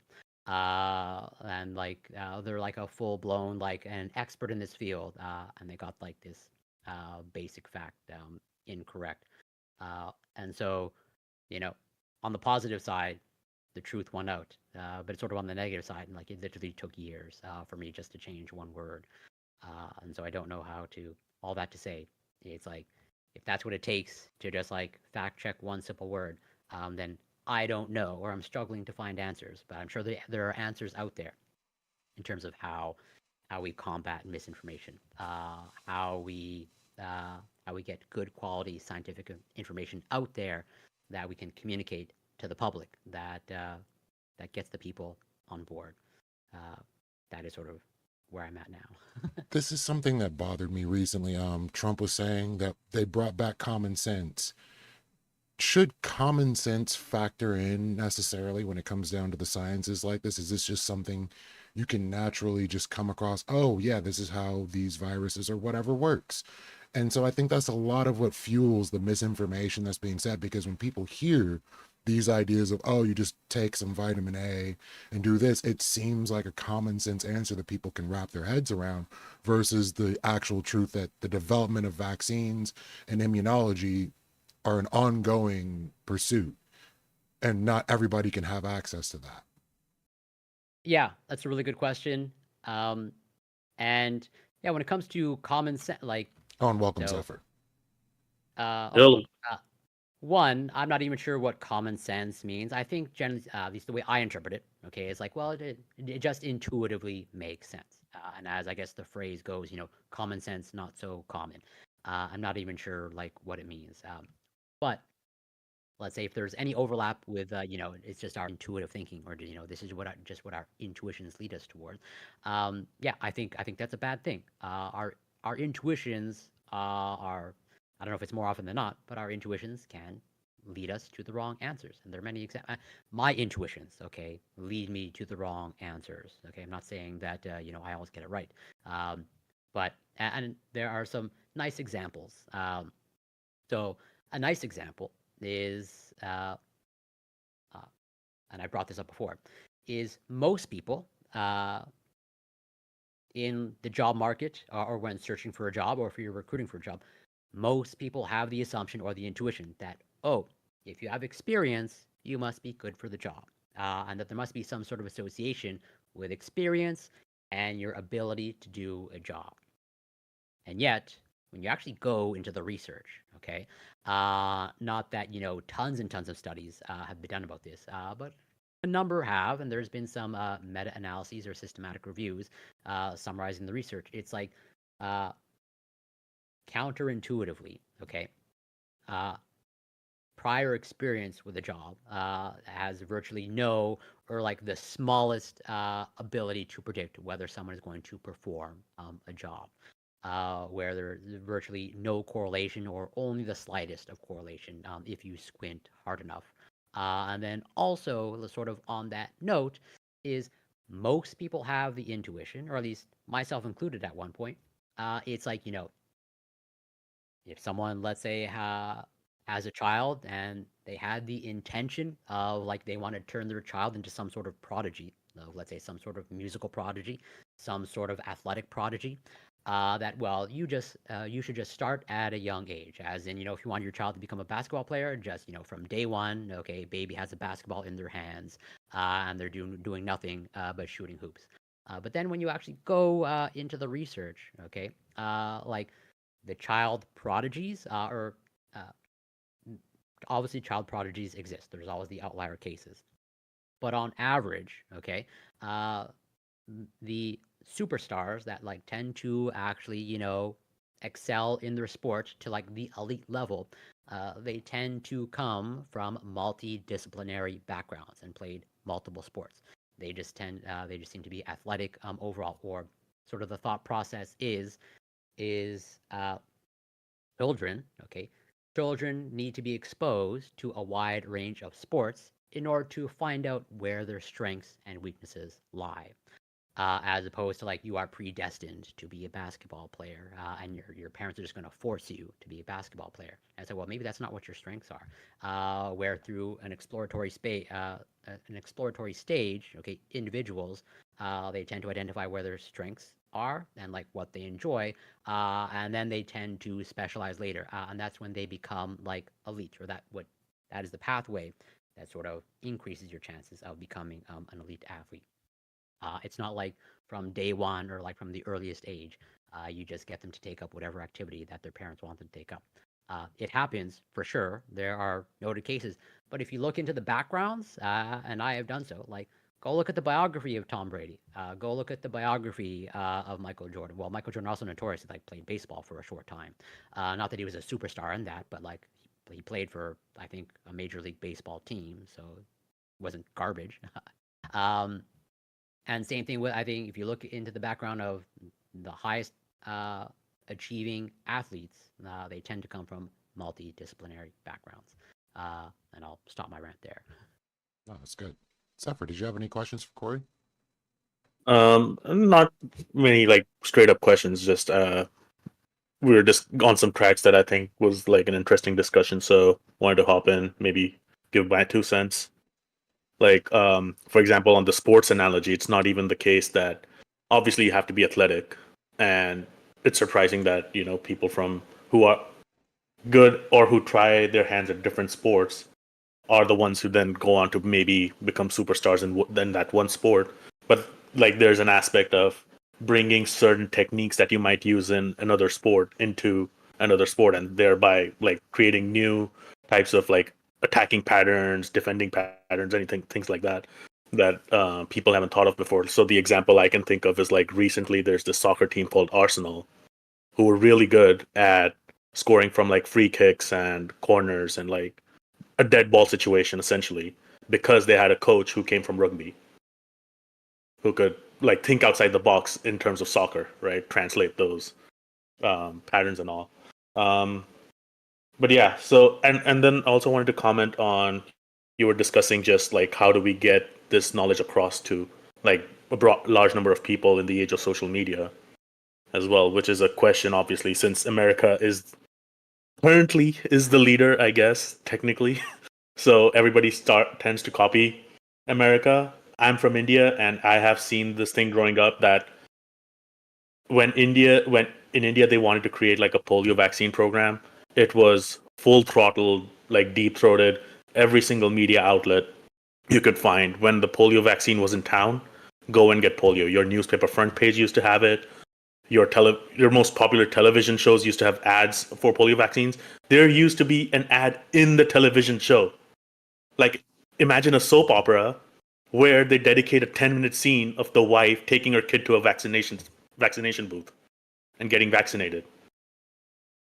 I remember going when I was 5 years old. This is one of my earliest memories. I remember seeing a WHO sign on a house that was down the street that used to become a clinic/dispensary for vaccines, and there was a sign that says WHO sponsored polio. I didn't even know the word meaning of the word sponsor back then. And I would yeah, imagine probably most of the population was like actually trusted it, as in much yeah, less you would have skepticism. people going into like slums, villages. You would have doctors, expert, like people, teachers, like people who have not degrees, but like have some sort of background in communication, science communication, media literacy, all of those. They would be hired to go into certain towns and villages and sort of lesser, developed areas to go there and make sure everybody at least knows about the vaccine, right? And it's so easy to convince like a country like India, where obviously it's a third world country. A lot of urbanization has happened rapidly. The infrastructure is not there, so you do get bad water. You do get bad sanitation in areas. Like, nobody wants their kids to walk on crutches, right? Whereas people, I guess, in America just don't know what polio can lead to. Like, walking on crutches was pretty similar, I guess, to like people wearing glasses nowadays. Yeah, Wow. exactly. Not faced with the realities. And like I'm glad that at least from what you described so far. It's like overall the population of India, like there's a genuine desire for vaccines because thankfully, parents want to look out for the best interest of their child, and they don't want, their child in crutches or, something worse because they have seen the reality or like it's actually fresh in their memory or they have an actual like direct tie, either a friend or relative or, a relative removed that's like directly affected by this. And so, like, I'm glad that that is occurring because Yeah, I that is mean the that's power of the thing because social media is not government owned; it's private owned. So obviously, like the government can pay a social media company for ads and display ads there, but that again in America, for some reason, people are apprehensive of just whatever whatever is sponsored by the government must be evil. Yeah, Can't possibly be good for you, right? Well, I kind of hate to be an 'cause asshole, but like, I would say the one community that has some reason to take pause when it comes down to stuff like this would be the black community when you get things like the Tuskegee experiment. When the government's like, yeah, we're going to take care of your STI issue, and they end up giving people STIs or like monitoring how their STIs progress, all of a sudden there will be some apprehension.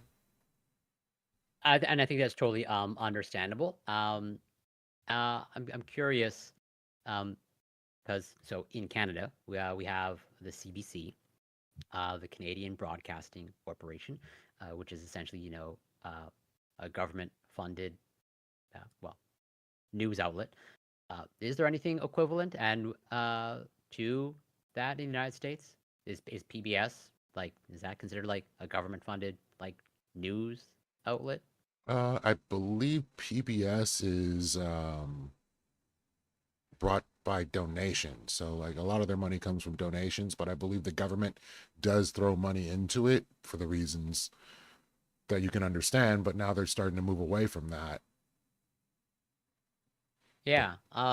Or like is NP I'm actually looking at now if NPR because so like I understand the skepticism. So I can only speak from my Canadian perspective. Like generally speaking, okay, well the CBC isn't perfect, but I think overall it gives good high quality news. That even though it's government sponsored, like I think again I don't know for sure because I've never consumed the content, but I'm pretty sure it's uh, better than the state-sponsored news coming out of China. But I could be wrong about that. But I don't think it's like to that level. Like I understand the skepticism, but I think there is an argument to be made for state-sponsored like news outlet or media. Like I recognize the dark side for the examples that you just cited, but I'm hoping the United States can get to a place that like that well, that being a distant memory and that being able to move on from that, I think would be like a good thing, assuming history doesn't repeat itself for that.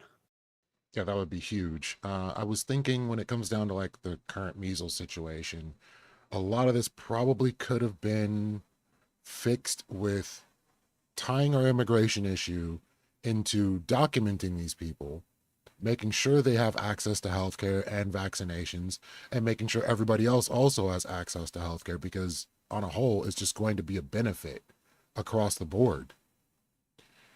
So I can't really As understand the push in the other direction.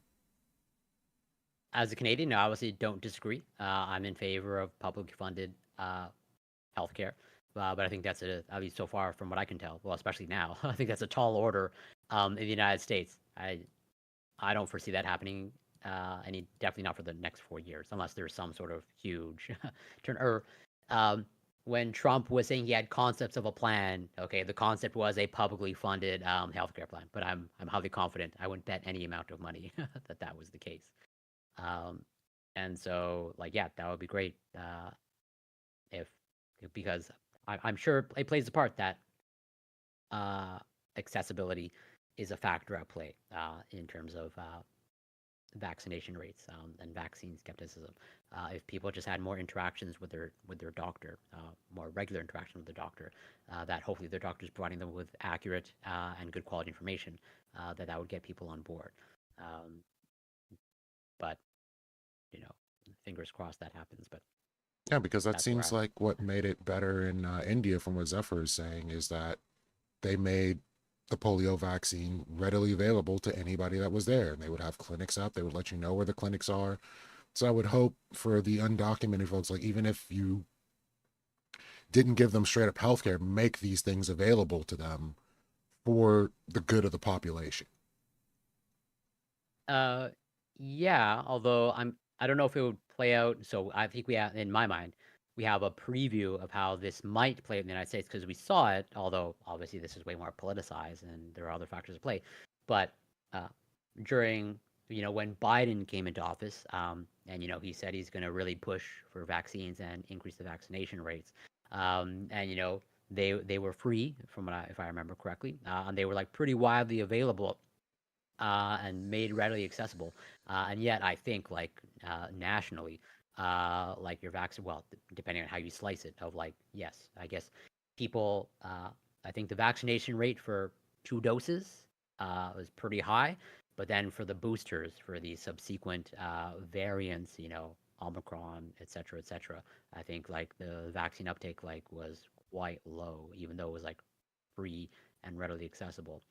So yeah, not that I'm again making more available. I'm just not so sure that it will play out exactly like India. But I'd be more than happy to be proven wrong there.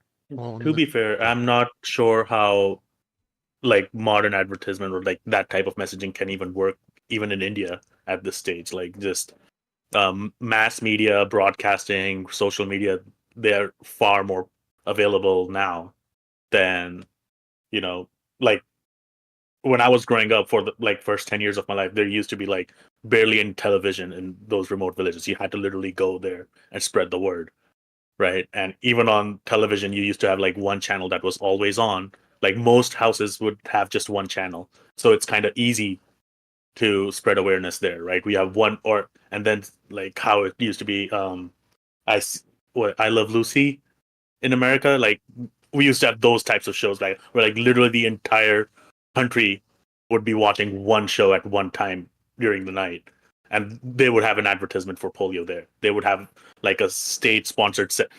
It's not even state sponsored. Like honestly, I think it was just the showrunners who would be like, "Hey, we are doing a public service by putting this on our show." Maybe they would get some benefits out of it. Like I don't know. Like maybe the government had a program that hey, if you put like some segment promoting the polio vaccine in your show, you might get some tax cuts, tax breaks or something. But I don't know for sure. Yeah, fair enough.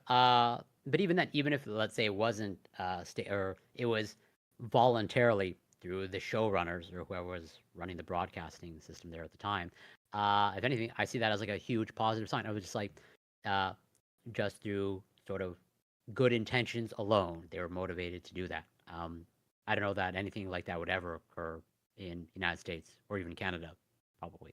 Just like for the good of our population, we will insert this advertisement that has like no actual, well, it has indirect societal benefits, but there's definitely no financial incentive, right? Uh, yeah, I don't think anything like that would ever happen in the United States or Canada, or I can't foresee that happening. Yeah, even in India right now, I think the main thing is like WhatsApp. So I can imagine. I know they use WhatsApp to spread COVID awareness a lot. They even had like developed an app for like tracking COVID cases in your area and all those things. So I can see like there are things to try, but for some reason, like I think India will eventually reach that point too, like of government distrust as literacy increases. So even the idiots get literate. Even the idiots are able to spread their message with access to these types of apps and Yeah, broadcasts and things like that, right? So and I think there's also the potential issue. So there's some there's some data showing, at least when it comes to, so there was this nice, in my mind, a nice study of like, now there, I think they were exclusively looking at TikTok and trying to assess sort of the accuracy of information on TikTok, specifically with regards to ADHD, of like looking at information about ADHD that is transmitted, okay, through TikTok. Uh, so no surprise, okay. There were some medical professionals on TikTok, okay, that were providing information about ADHD, and like the authors of this study, like they were essentially like fact checking and trying to assess the quality. And like yes, the actual medical professionals, on average, okay, they were providing much more, much more accurate information, medically sound, according to the author's estimation, and like the authors, well, physicians were involved in the study. Um, and then, no surprise, they also assess, non-physicians. Okay, and also no surprise that the non-physicians that were trying to provide information about ADHD, on TikTok, the quality was much lower. And in fact, some of it was like, patently false. Or again, according to the authors or the physicians involved in the study, it's like, yeah, this is just like misinformation or disinformation in regards to ADHD. But then, like, when they assessed, in terms of like, well, what resonated with the public the most, okay, if I remember correctly, but I'm gonna have to probably dig up the study to paint the more clear picture. But I believe uh, it was um, it was not the physician provided information that resonated the most on TikTok or got the most traction on TikTok because, no surprise, the physicians, like, they were providing, like, well, they essentially talk like me in terms of like dry, not overly entertaining, and just, straight, dry information. And that doesn't, no surprise, that doesn't resonate with the public. Okay, even though it might be accurate, and medically sound, it just did not resonate with the public, uh, as opposed to, okay, the individuals that were not medical professionals, but they were the they were providing information, uh, largely from personal experience, as in these were individuals with ADHD that were, they were giving their attempting to give information about ADHD. Uh, and even though it was inaccurate, or on the whole, on average, compared to the medical professionals, it was inaccurate, it resonated the most with people or got the most traction on TikTok because these individuals with ADHD, they were sharing their experience. It was more of an emotion. There was more emotional loading with the information that was being given, and therefore it resonated most with people and gained the most traction because, us as humans, we tend to connect with stories. And so, like, since the physicians providing accurate information, they weren't telling stories, they weren't giving, personal experience with ADHD, like, people just like tend to ignore that, even though it's more true, as opposed to like the individuals with ADHD. It's personal. They can create a story. There is a narrative, and so people emotionally connect with that. But then they get the incorrect information, uh, and so, uh, not to be doomer, but that that doesn't bode well overall for what occurs on social media. I think Uh, it's one of those. I do have to step out in a minute, but before I go, I'll say that there's this weird. I don't know. It's not the Dunning Kruger effect, but there is like a dip in area where it's easier to explain things to an illiterate, completely uneducated person than it is to someone who's slightly educated. Right? Because the slightly educated person can actually reason their way outside, and at one point you just get frustrated because they're not willing to actually listen or understand. They have their own presumptions which are false, and they will use those presumptions to challenge you. Whereas if someone has no presumptions, it's kind of easier to convince them of the benefits of like vaccines or things like that, right? Of science. yeah, absolutely. And I don't, again, I struggle to find answers, or solutions to these problems. Because even though I think the overall sentiment is like, in order to combat bad speech, you just need more speech. But it seems like, you have the floodgates open on social media, but then you need just like, you need to just you need to bombard, or just like somehow overwhelm it with better quality information, in order to like overcome that, or like the threshold is so high, that it's like unrealistic to think, unless there actually is something that's state sponsored, that, the government pours billions and trillions of dollars to just like flood it with, presumably good information. It's just like the bad information will always win out. Uh, yeah, I don't know. But I'll be back in like 30 seconds or so. Cool, cool. So when it comes down to like this misinformation, I feel like the time that it takes to disassemble what people are already accepting to be true is far more difficult and uninteresting to a lot of people.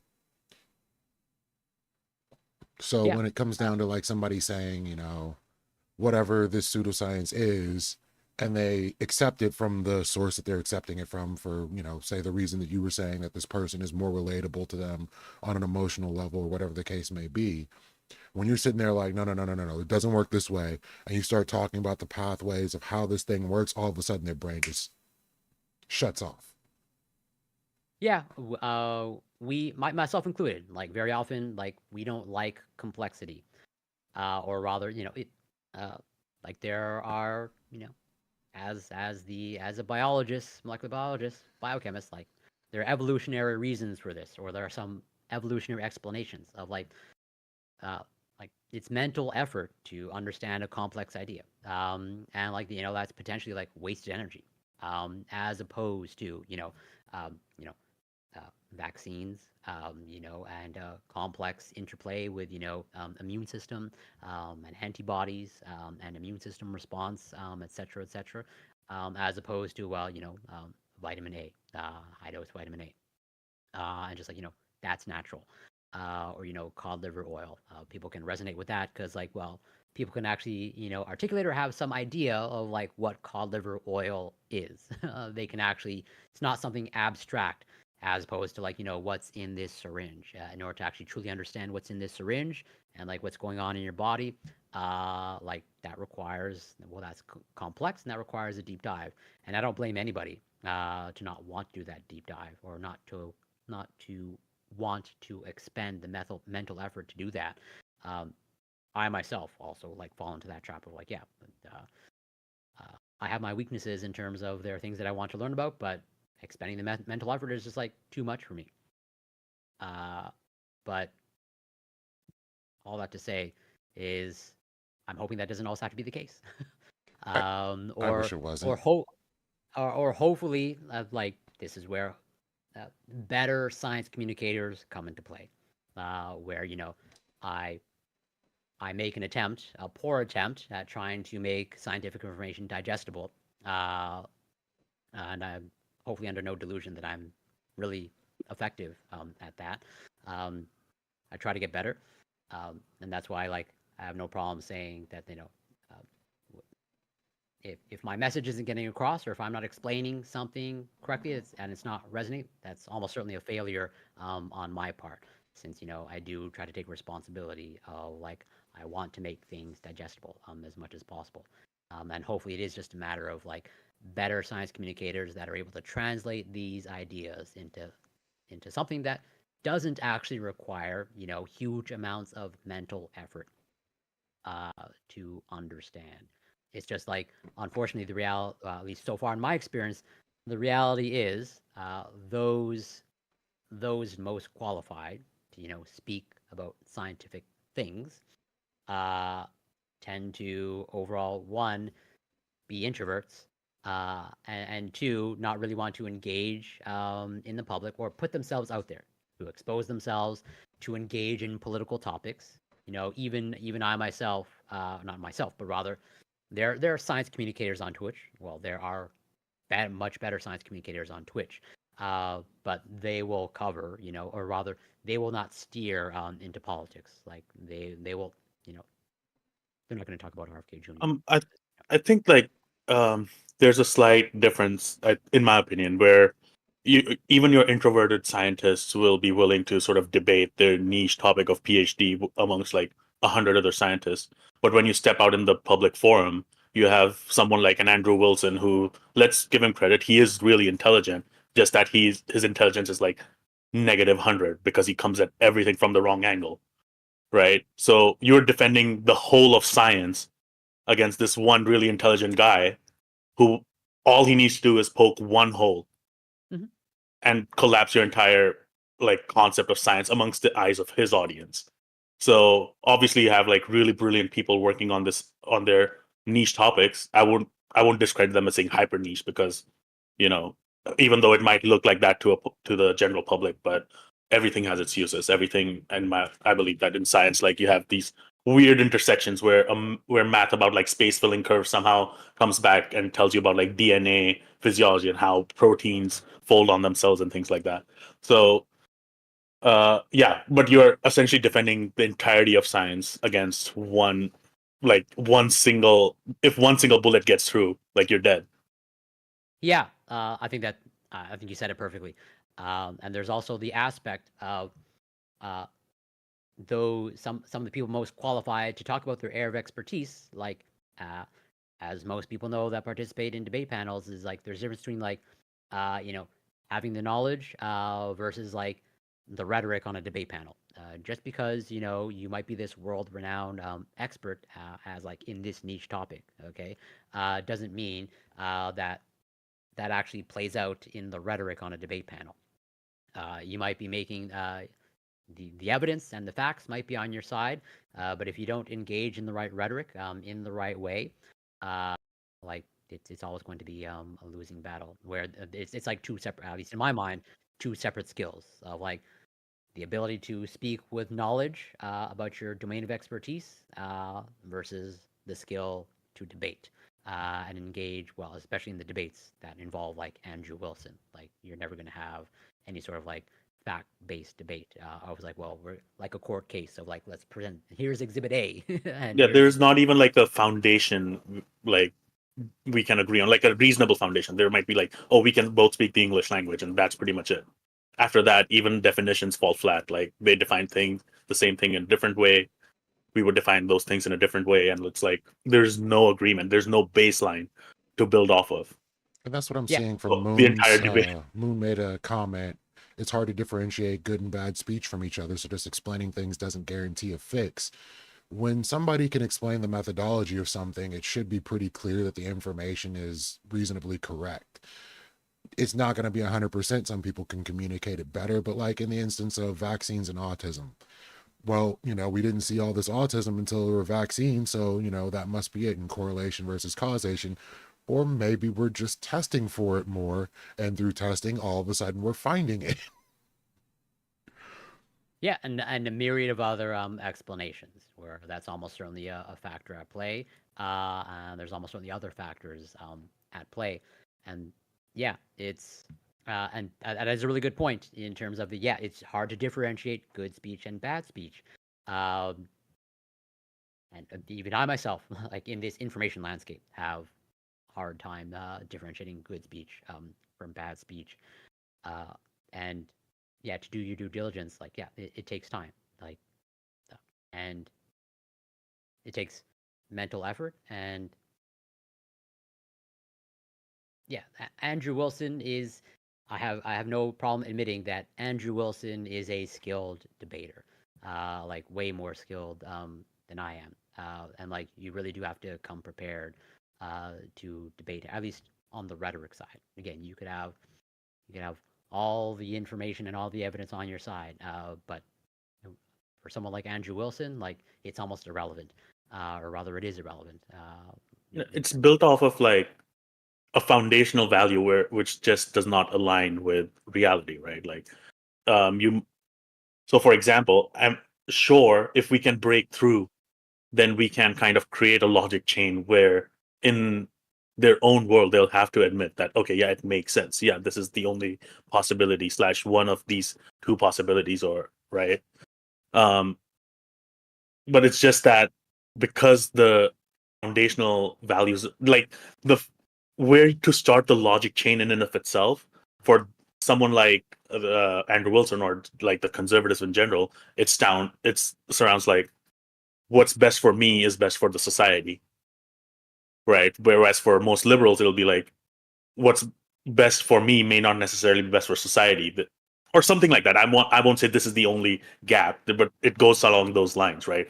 It's like some sort of measure of selfishness versus uh like charity, I guess, for lack of a better term. And if you can't agree on those, it's like, okay, well, yeah, you have to build your ideal society where there's a different ratio of selfishness to charity. We will build a different society with a different ratio, but unfortunately we have to coexist. Yeah, there's definitely I think a foundational clash between especially between Andrew Wilson and me, and yeah, I think you framed it perfectly in terms of let's say if a scientist like so there are vaccine experts for sure that they have all the knowledge about vaccines that like would trump anything that RFK has. But like I think as you correctly pointed out, like the margin for error is so small. Yeah, that as you I think you framed it perfectly of like if just one bullet gets through, like everything crumbles. And it almost works against you to be an expert, okay? Because if the framing You have is like credibility that's on the line. So yeah, if you're wrong, you're exactly. not only destroying your credibility, you're destroying your And if field. you're exactly, and if you're introduced as the expert and the academic is like, oh, this person knows their stuff. It's like, well, okay, and then it turns out, okay, they make one mistake, or there's a question that they can't answer succinctly, or they can't, give, uh, you know, uh, a condensed concise answer that makes sense, requires more detailed explanation. It's like, well, then yes, optically, like that looks bad. And so someone like, let's say, RFK, debating, yeah, a world-renowned vaccine expert, of which there are a number of them. But it's like all he has to do is like he just needs like a handful of questions in order to like, well, like frame select the right question that like gets them to answer like in a nuanced way, or in a way that lacks certainty, or maybe they just don't have that information offhand. It's like, yeah, everything just like falls apart because you're propped up as the expert. Well, then how can the expert not know? And so the deck is already stacked against you, at least from my perspective. And also, last thing, I know there's a couple other people who might have questions, which is like, I guess peer-reviewed papers also sometimes work against science in a way, because for the same reason, if there's a bad date, if there's some study based on bad data and it got peer-reviewed and published and everything, now you're like, oh, multiple scientists failed at multiple levels, which is like, it is possible, right? Oh Like, yeah, it happens. it happens, yeah. but Absolutely. but for but for the other side, it's like false data and false narratives are like a just a completely acceptable answer. For scientists, it is an acceptable answer, but people who look upon science, they just assume that, oh, science has all the answers, therefore it should never be wrong. But scientists understand that, yeah, science can be wrong many times in many different ways. There's lots of gaps, but we're working on it, and eventually we'll get the right answer. But for someone like RFK, oh, the data is false, is like a perfectly acceptable answer. Uh, When a scientist can come up and say, hey, how do you explain this decrease in death rates with the rise in vaccines? Like, oh, it's just false data. It's just coincidental. And for them, it's perfectly acceptable answer. yeah, they can hand wave things away. And yeah, I definitely agree with you when it comes to like the whole peer review process, and sometimes it could totally backfire. And it's like, but also so I definitely have my own thoughts, which is like totally separate. I can go on a very long rant about peer review, and like generally, I'm not in favor of how peer review currently happens, and I'm totally in favor of like revamping the whole thing. But like, yeah, people will bring up examples of like, well, this paper was retracted, or this fraudulent or retracted paper got through peer review, and therefore, all of science can be discarded, or I can, now I can ignore the science that I don't actually uh, want to pay attention to, or then I can start cherry picking because I've called into question peer review. Uh, Although at the same time, uh, even though there appears to be an increase in retracted papers over time, if you just like look at the numbers on the whole, like the vast majority of research is good quality, can be trusted. But yeah, since since they're academics and they're scientists, the margin is so small, or the margin for error is so small that like a couple of retracted papers just like does incredible damage to public trust in science and scientific Mm. institutions. And I think that bleeds over or overlaps well in terms of as much as I can recognize on the whole, Dr. Anthony Fauci and some of the things that he did. Like, yeah, the one or two lies, or whatever the lies that he did tell, like I know, or I understand why. Not that I'm in favor of those lies, but I understand why. Like, they had this disproportionate, or resulted in this disproportionate erosion of trust in him and in scientific institutions overall, and in the vaccine overall, because he was tied to the vaccine. But Um, that wasn't his fault though. That was like coordinated media who, for some whatever reason, wanted political points, and that's an absurd thing that should be completely separate from that. yeah, when you say the concerted media effort, the concerted media effort to like slander him or paint him in a bad light. Yes, I mean, Yeah, because that like the lie to have like masks ready for hospital staffing. I mean, that just makes sense. Now, could you say that probably shouldn't have been done? I would say it should have been done because you do need it for medical staff. Now, I mean, would you like to not have to do it? Yeah, right. But the overblowing of everything was absolutely absurd. Yeah, I don't disagree. There's sort of a debate to be had in terms of the noble lie.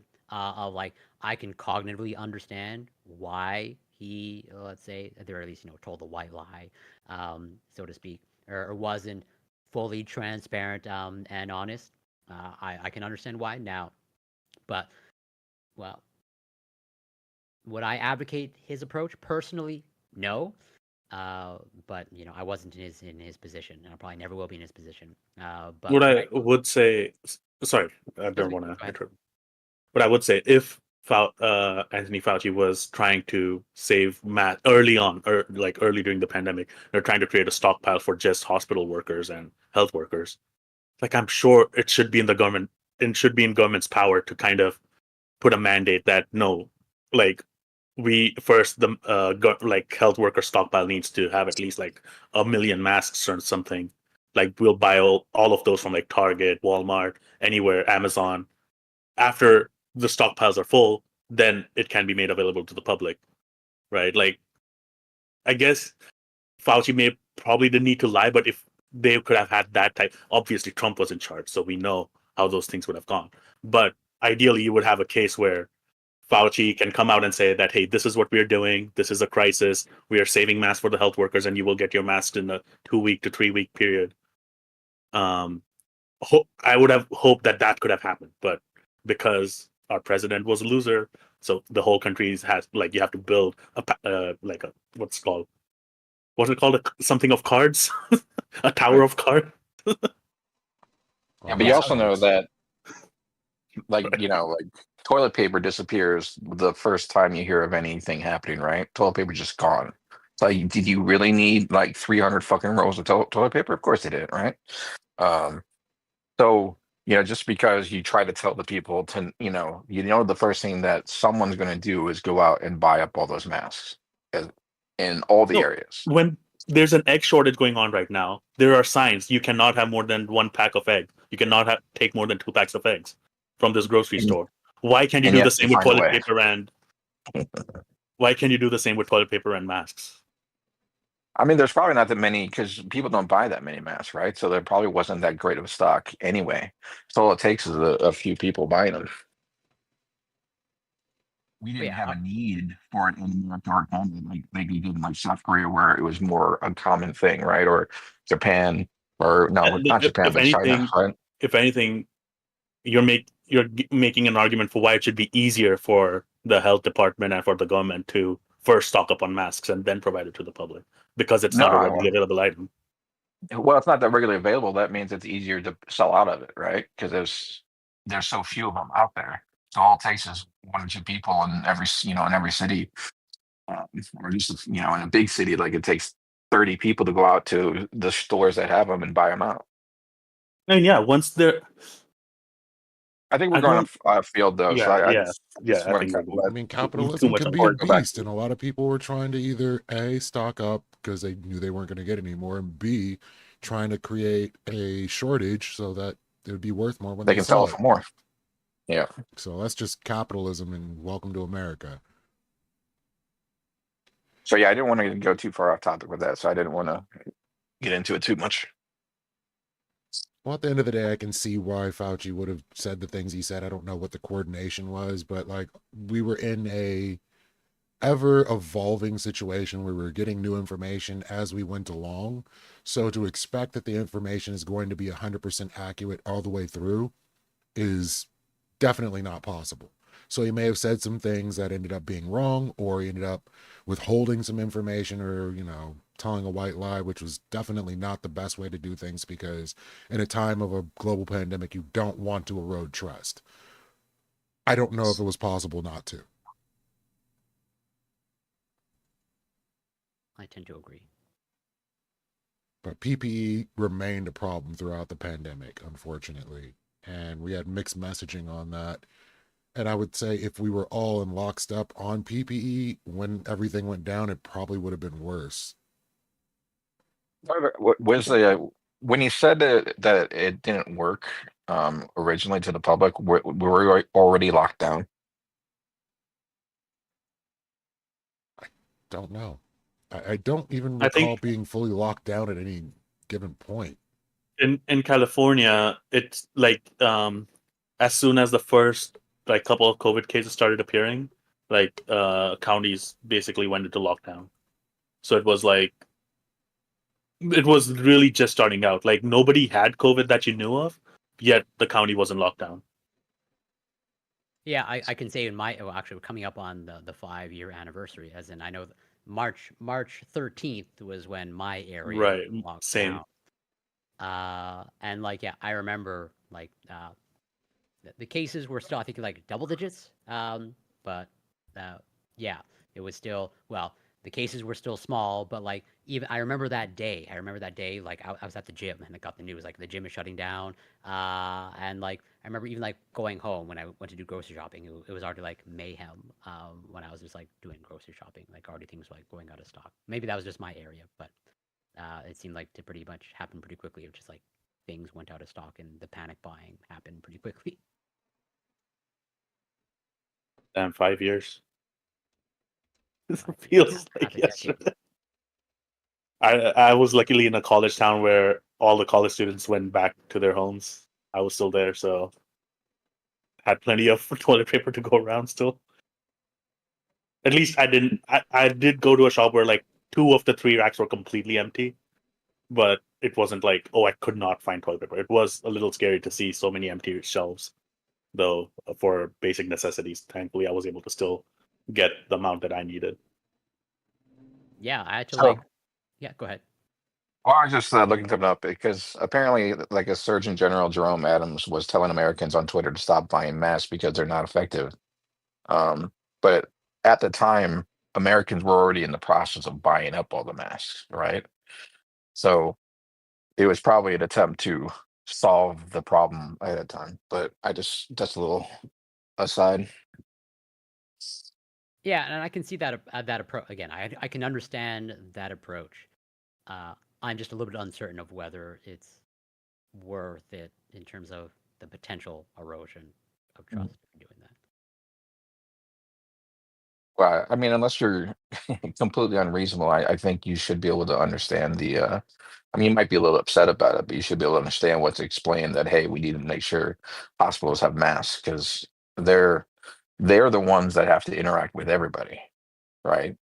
Yeah, And they're the ones that absolutely. are dealing with the like cuts and abrasions and stuff like that would be more easily transmittable. So obviously, if like I might be mad, like how dare they lie to me? But I kind of understand it, unless you're told to be angry. Uh, yeah. So I think that maybe that's like the fundamental divide. As in, I would hope, although it could be wrong. I hope most people on the left, as in, I recognize that let's say Fauci at the time and the other example that you just gave, were like these people weren't the most honest or the most forthcoming. But like I understand why they did what they did. But I think even people on the right can understand, but I think that's the divide of like they're still angry about it, or like just that dishonesty, just like makes everything fall apart, or like that just makes them not trust institutions overall. It's just like it's a massive credibility hit. I think at least that's my speculation. Well, I think it's credibility hit because they were attacking all foundation, like they were attacking at the time journalism. They're attacking some on and off the FBI. They're attacking the CIA. I mean, they attack like every single institution in the United States really about credibility. So I mean, it doesn't shock me Well, yeah, Dude, and this it's that transition. to the point where they had to give Fauci immunity. Like, where are we at now? And well, yeah, that and this was all playing out, pretty much at one of the heights of or towards the end of Trump. But like, yeah, like he had his attack on the media. He, I think it's fair to say, although I'm biased, but I think it's fair to Trump played a part in eroding the trust in media and institutions. But even though like Elon, okay, in the position that he's in now today, essentially either is the president or president adjacent. It's like he took no credibility hit of like I think he posted on Twitter early on. It's like the pandemic's going to be over in like 2 weeks, or it's like soon it's going to be down to like 0 cases. Like we were at 40 cases, and it's like nobody remembers that. Or Yeah, he takes no credibility hit for that, right? yeah, exactly. Well, he Oh should. man. He for sure should. And this is like part of the reason why a lot of us were completely bewildered that he was suitable to become president again. Like when you see all the actions that went through and then the attacks that He X was talking about, it doesn't seem like a he person didn't that's have fit for office. he didn't have credibility in 2016. What are you talking about? I mean, it just got worse. It wasn't getting better. Yeah. So Uh, we kind of all feel. I mean, okay, go ahead. I was just gonna say, and I think that speaks to the point of like, Fauci being in the position that he's in, with the credentials, with the letters next to his name.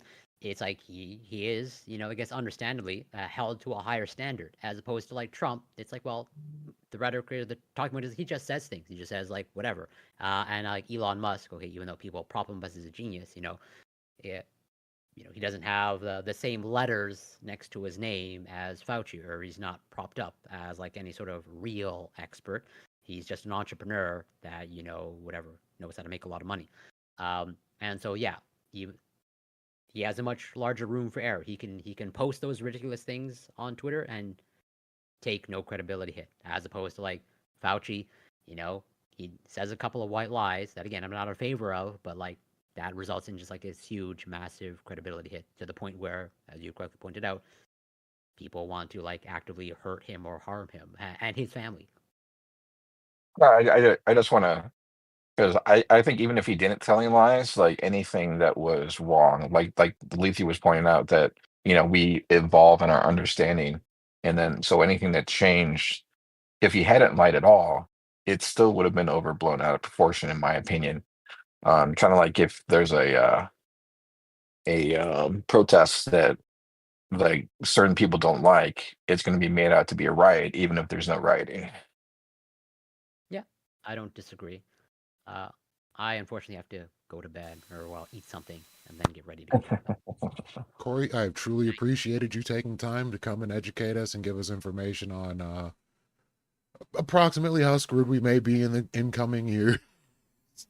Hey, I'm your neighbor, so we're going down with the ship probably, or you are actually annexing us, and I feel like I'm gonna go down anyways. So, we're in the same boat, the same sinking ship.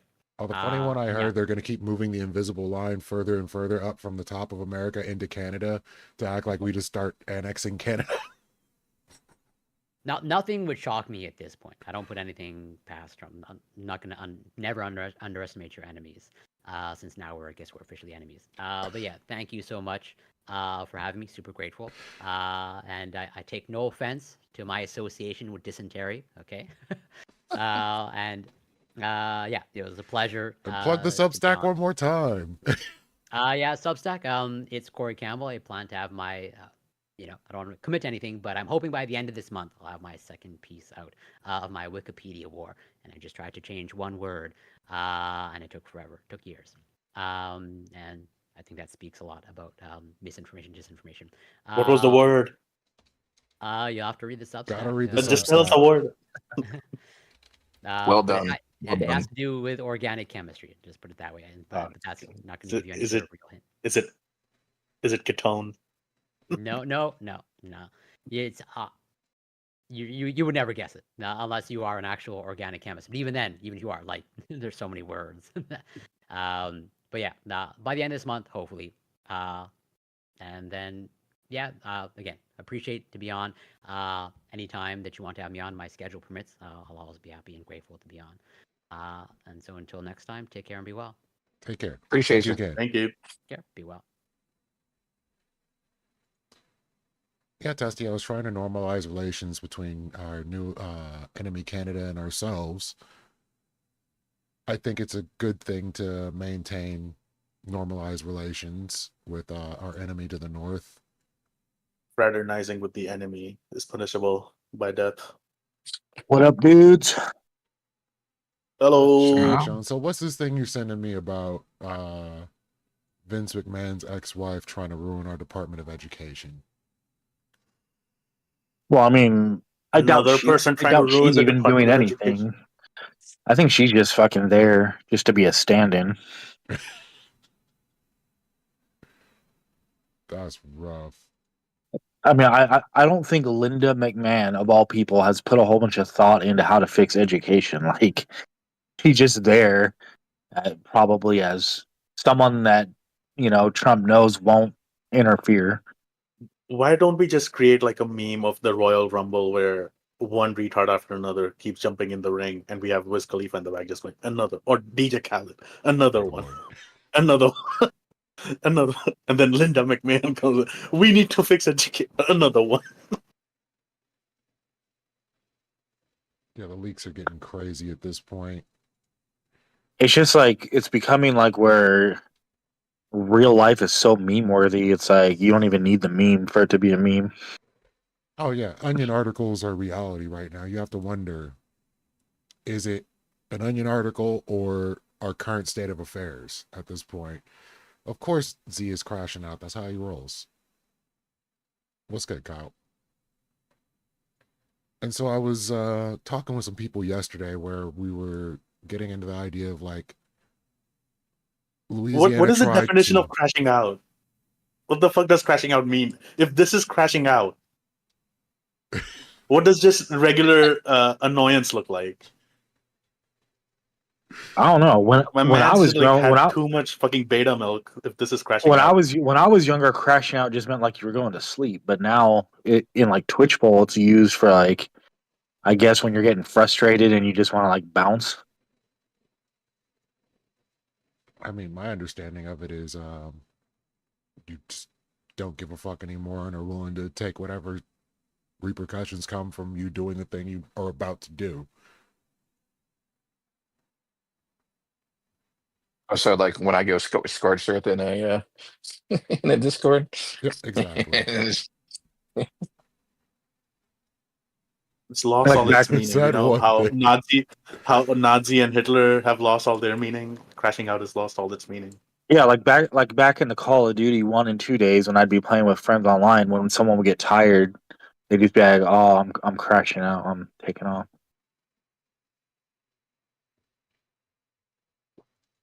Did you guys catch any of that Gibbs panel? I don't. No. When I Oh saw that man, retard racer guy again, I was like, yeah, oh I know how this Grid. is gonna go. Yeah. Back in my day. Yeah, Back in back in my my day. day, we didn't have measles.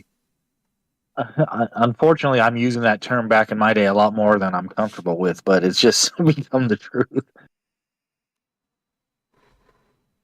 Hardware I devices. So what were intended they to watch talking more of about? that panel, but we were running some errands after work, and it, man, sometimes this shit gets away from me with time, and I got home and the panel was like pretty much closing. So the last I saw of Gibbs, he was on Primes, and Prime was constantly saying, "I do not care." I That think was today might great. be Gibbs' like 6th L in a row for 6 straight days. Okay, not 6, maybe 5. Oh, so he's got a Wait, streak real going. L. Okay, there's a couple two L's I remember from Gibbs. One, when Scott Fabian Liberty was like trying to use some term on me. He's like, I don't know this fucking term. It doesn't fucking matter, you know. And he said something that was purposely or perfectly made fun of Scott. And the other time was when he beat like Toyd beating Admiral Libs and Cutebot's server. That was funny. That was pretty fun. I mean, Gibbs it's all memeing, but Gibbs is always an L. It's just a matter of if he's entertaining enough to like soften the L. I can accept it when he's making fun of Scott because yeah, like Scott makes anyone else seem intelligent, including Gibbs. Damn. No, Scott's very I intelligent. mean, I It's mean, just for some reason he says all the right things and then takes a sharp left turn. No, no, no, but that's not Scott's intelligent. an ANCAP, He's so that's just knowledgeable. an L inherently. He's knowledgeable, so he has memorized a lot of things, but he's not intelligent because when he takes those things and tries to extrapolate like logic from it, he comes up with the dumbest things you've ever heard in your life. It's Only like, Scott can correlate the evolution of the kiwi's beak to the fall of Stalin in Russia. What? Did this happen? Well, because the kiwis evolved their beaks, and so were hyper niche in New Zealand. So when the Polynesians finally discovered New Zealand and attracted a large number of white people, the transfer population from Russia to the south brought Stalin to power. Otherwise, this one person probably was better suited to take Russian power than Stalin was. But because his family 3 generations ago moved south because of the migration to New Zealand, Stalin ended up killing millions. That's something we Scott haven't would say. we haven't talked to Cal in a while. Is Cal one coming? Kyle's right here. No, but he's not in chat, is he? No, well, he's in the No, chat. he's in the just not chat in the tab. he's Not not. in the. He's in the Discord server. He's just not in here because he does this thing called touching grass, and we're all completely allergic Loser. to it. But I was going to talk about The his loser. stink He for a took second. the vaccine. He took the vaccine against grass. That's why he's comfortable touching it. Exactly. So yeah, I was going to talk about the whole Ten Commandments thing, getting rid of the Department of Education, and the Trump Bibles being purchased by multiple school districts. Did you do that in Oklahoma finally? Yeah, I believe it was Oklahoma, wasn't it? Yeah, that's where I heard of it because they put out like we need to buy Bibles, but not any Bibles, just ones that have the Constitution in and the Bill of Rights and like everything that was only in the Trump Bible. How does the Constitution find its way into the Bible? That's like It vaccines being doesn't. in the Bible. Like, how can you have a religious exemption when it's never mentioned in the book? Where does the Constitution come into it? Like, that's bonkers. And to be fair, though, like the Trump cult with the cultists, it's pretty much religion now. He probably is like losing out and not like trying to go tax exempt. Fair enough. Some faith department? No, I don't know about a faith department, but if you got something to send me what you got, because that sounds crazy. No, he made one like at the beginning. He's like, we're gonna start a faith department, and he put that crazy woman who like was like, you need to give money to God, otherwise, like you won't go to heaven because that's what God wants. Does that make sense? Faith office and task force against anti-Christian bias. Isn't that unconstitutional? Yeah. Thank you, Tusty. Since when has that stopped Trump before? Exactly. It kind of needs to.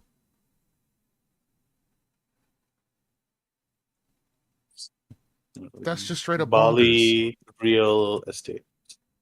I've been informed that like if the system didn't stop it, then it's fine because it's legal because the system didn't stop it. That's what I've been told. Dude, that conversation with Joe yesterday was interesting to say the least. What he's willing to allow for is unconscionable just to be correct in his own head. Yeah, you're right, Cal. The Democratic Party has not been doing too much. Just a couple people speaking out on social media. Oh, they aren't even But speaking most of out. them They're have been. holding up signs at the congressional fucking speech. It's goofy shit. No, I mean like I'm hearing a lot from like AOC like on some social medias and like some Cesar guy, I think from Texas. But I mean, most of them I haven't heard much of anything from.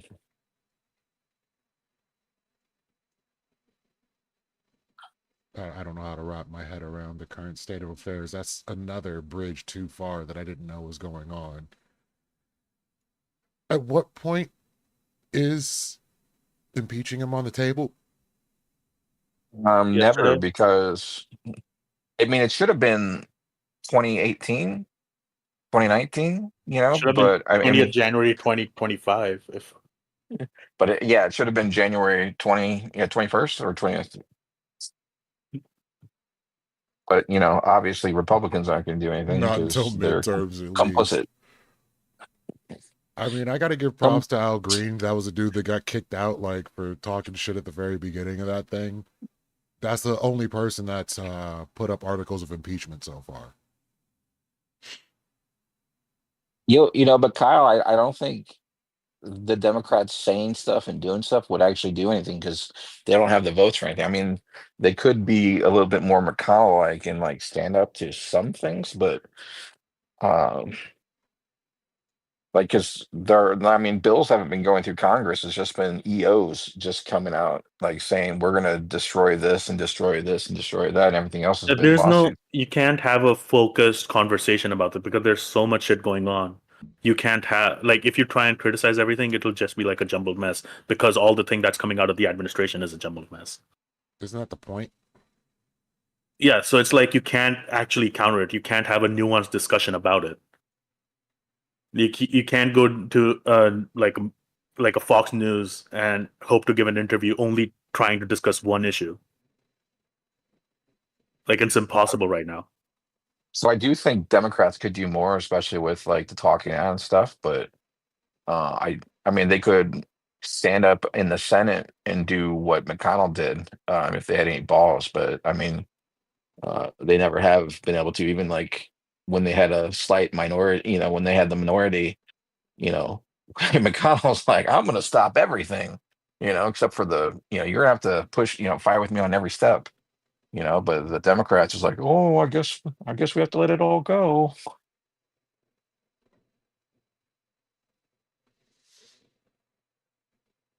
And that's where we are now. So we just have to watch them do the nonsense and hope that once it's all over and done with, we can put it back to some Can I have the semblance of country? order. Damn, bro. Leahy's also crashing out. Imagine that. Is that how it works? I've been crashing out. That's why I started doing this in the first place. I just didn't seem to do anything because, people like Bro, Jeb would pull Kyle's up. crashing out in the chat, bro. He says we are fucked. Oh, yeah, we are fucked. We're extra cooked. So it's just like how well and how fast can we rebuild it from being completely foobar? I mean, there's a percentage chance that we're not fucked, but there's just a greater likelihood that we are fucked. It's I a mean, no matter greater what, likelihood. no matter what, we're gonna lose like our relation, or we're gonna lose a level of our relations with the countries that he's been shitty to, like our allies.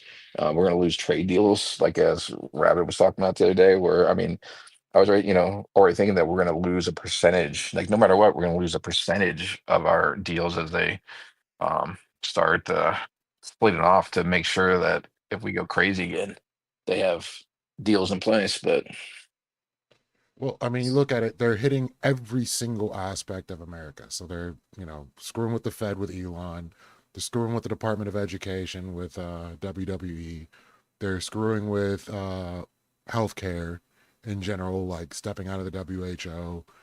They're talking about getting out of the UN. They're antagonizing allies while cozying up to dictators. There's not a single aspect of this that isn't being attacked so far. So I and would and say it, that's cooked. and if this wasn't directed by Putin, he's probably sitting there going, "Damn, why didn't I think of this?" Like it couldn't be going down more horrendously if it was planned. Is the only way I can think about it.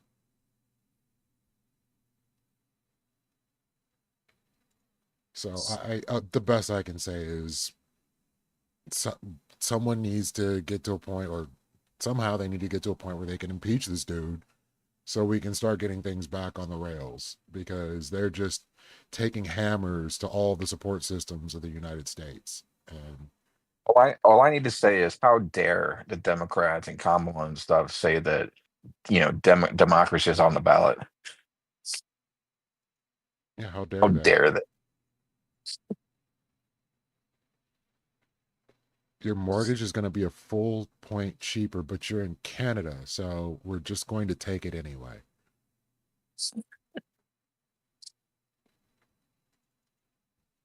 Removal from office. Yeah, we need the impeachment and we also need the removal. That's definitely what should have happened in the first place, but here we are for now. I don't know what to expect. But the longer it goes on, the worse it's going to be. Like, that's all there is to it, because Doge is definitely going to destroy the levers of balance in America. I heard they had to bring back a bunch of workers.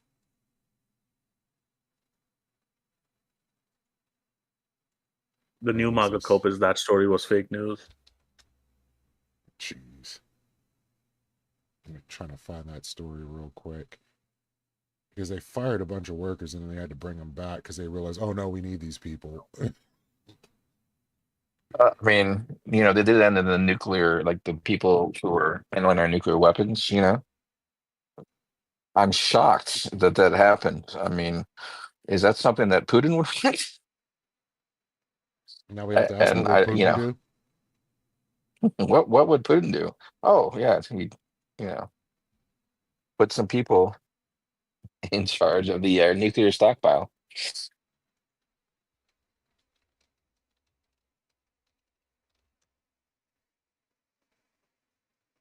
Let me see, where was it? Ah, here it is. U.S. board reinstates thousands of USDA employees fired by Trump administration. I mean, did we ever get back the nuclear guys, the nuclear weapons guys?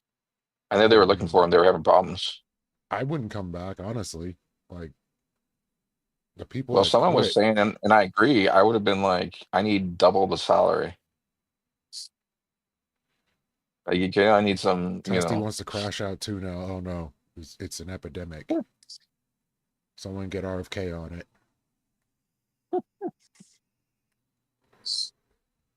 Actually, might be 80s crashing out today. A little early. Yeah, I don't know why they were getting rid of USDA employees. Like, we are in the middle of bird flu. I would think they need as much staff as possible. Hey, you know what the good part about going backwards in time is? Is that you know what's going to happen next, so you can make the correct investment decisions. So when people are dying of measles, we know to invest in vaccines. The problem is you keep on thinking by like rationality of what like would be good for the country, when if you just think of everything like what would Putin do, it all makes much more sense. Like, get rid of, like, we're about to have a bird flu. Yeah, get rid of these guys. That'd be hilarious. The and I know you're memeing, but it's like you're half not, which is like an insane thing No, to I actually mean be it. happening. Like, I mean, uh, there are stories out there about like Trump being. I'm not saying that those are true. I'm just saying that there's a lot more evidence that it's true now than there was in the past.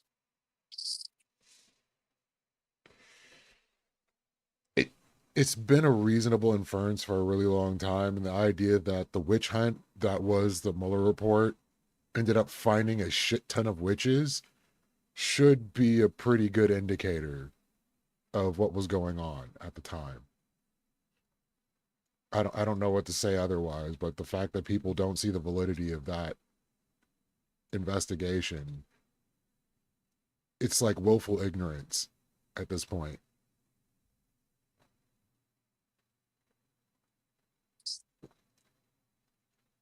I'm not even telling my conspiracy theories yet. Like I think the like Putin directing Trump is actually likely now.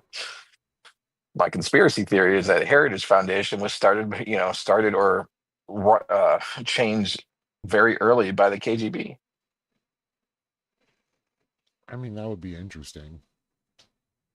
The idea that the Russian Orthodox Church was hanging out in Ukraine just to screw over Ukraine's political system seems pretty close to that idea, but I don't know how valid it is.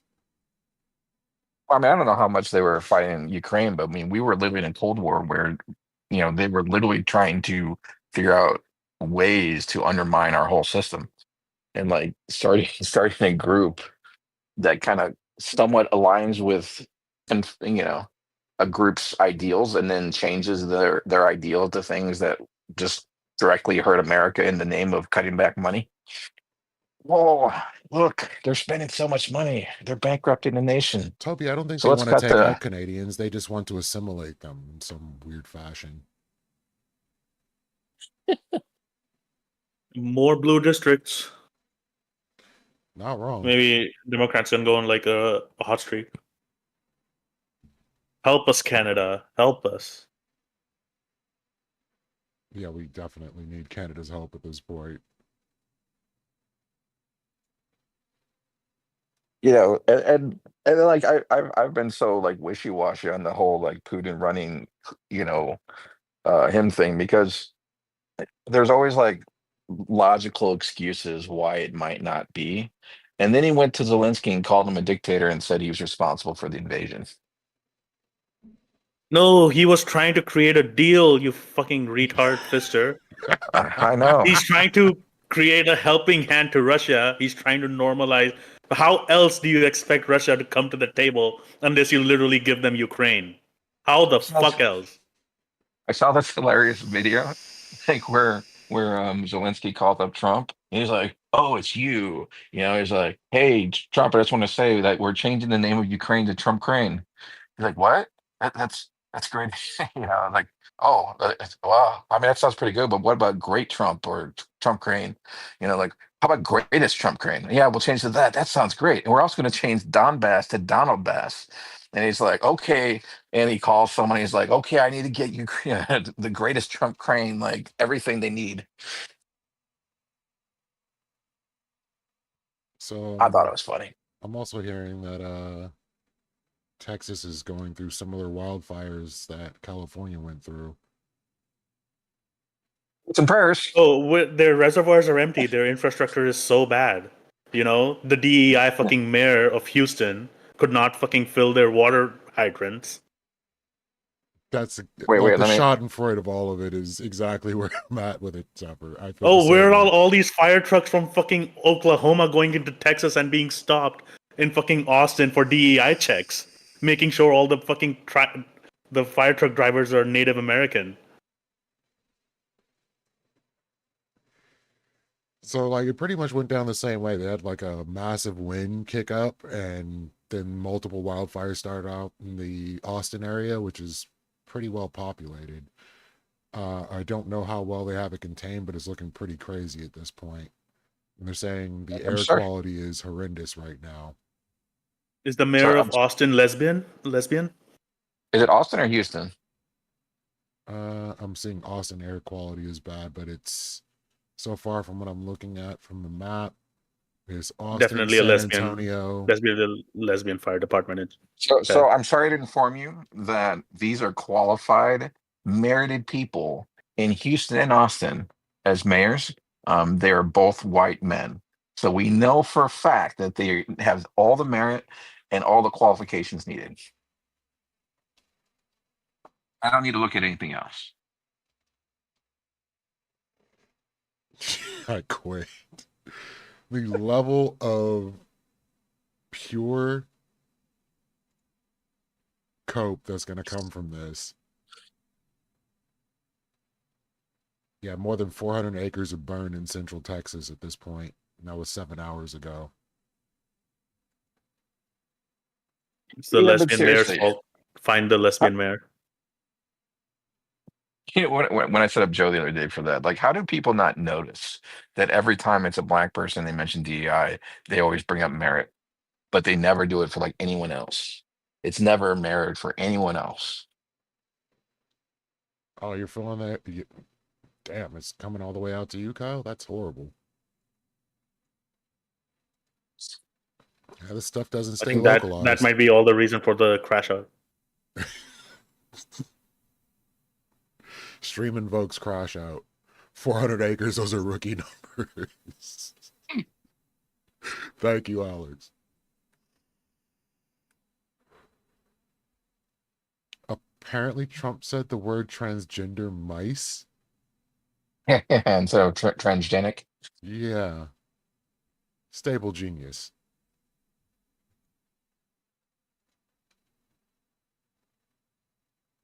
I mean, he still doesn't understand NATO. That's why he wants to But leave. apparently he started talking NATO when he was having like those allegedly, this is some alleged story that I read about, like when he went to Russia and he was short on money because he had failed another business, right? He went to Russia and he suddenly started talking bad about NATO in 1987 after he went to Russia.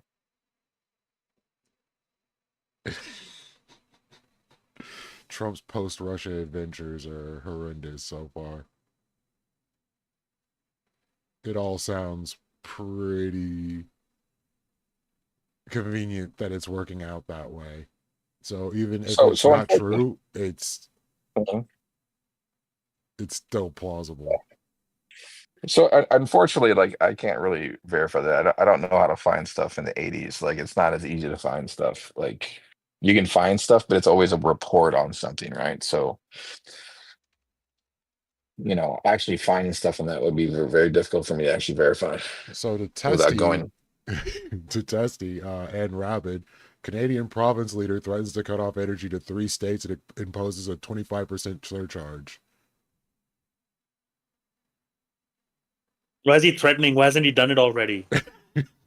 I kind of feel bad because one of the states is New York, but I understand it's not necessarily to spite New York, it's to spite Trump. Do it.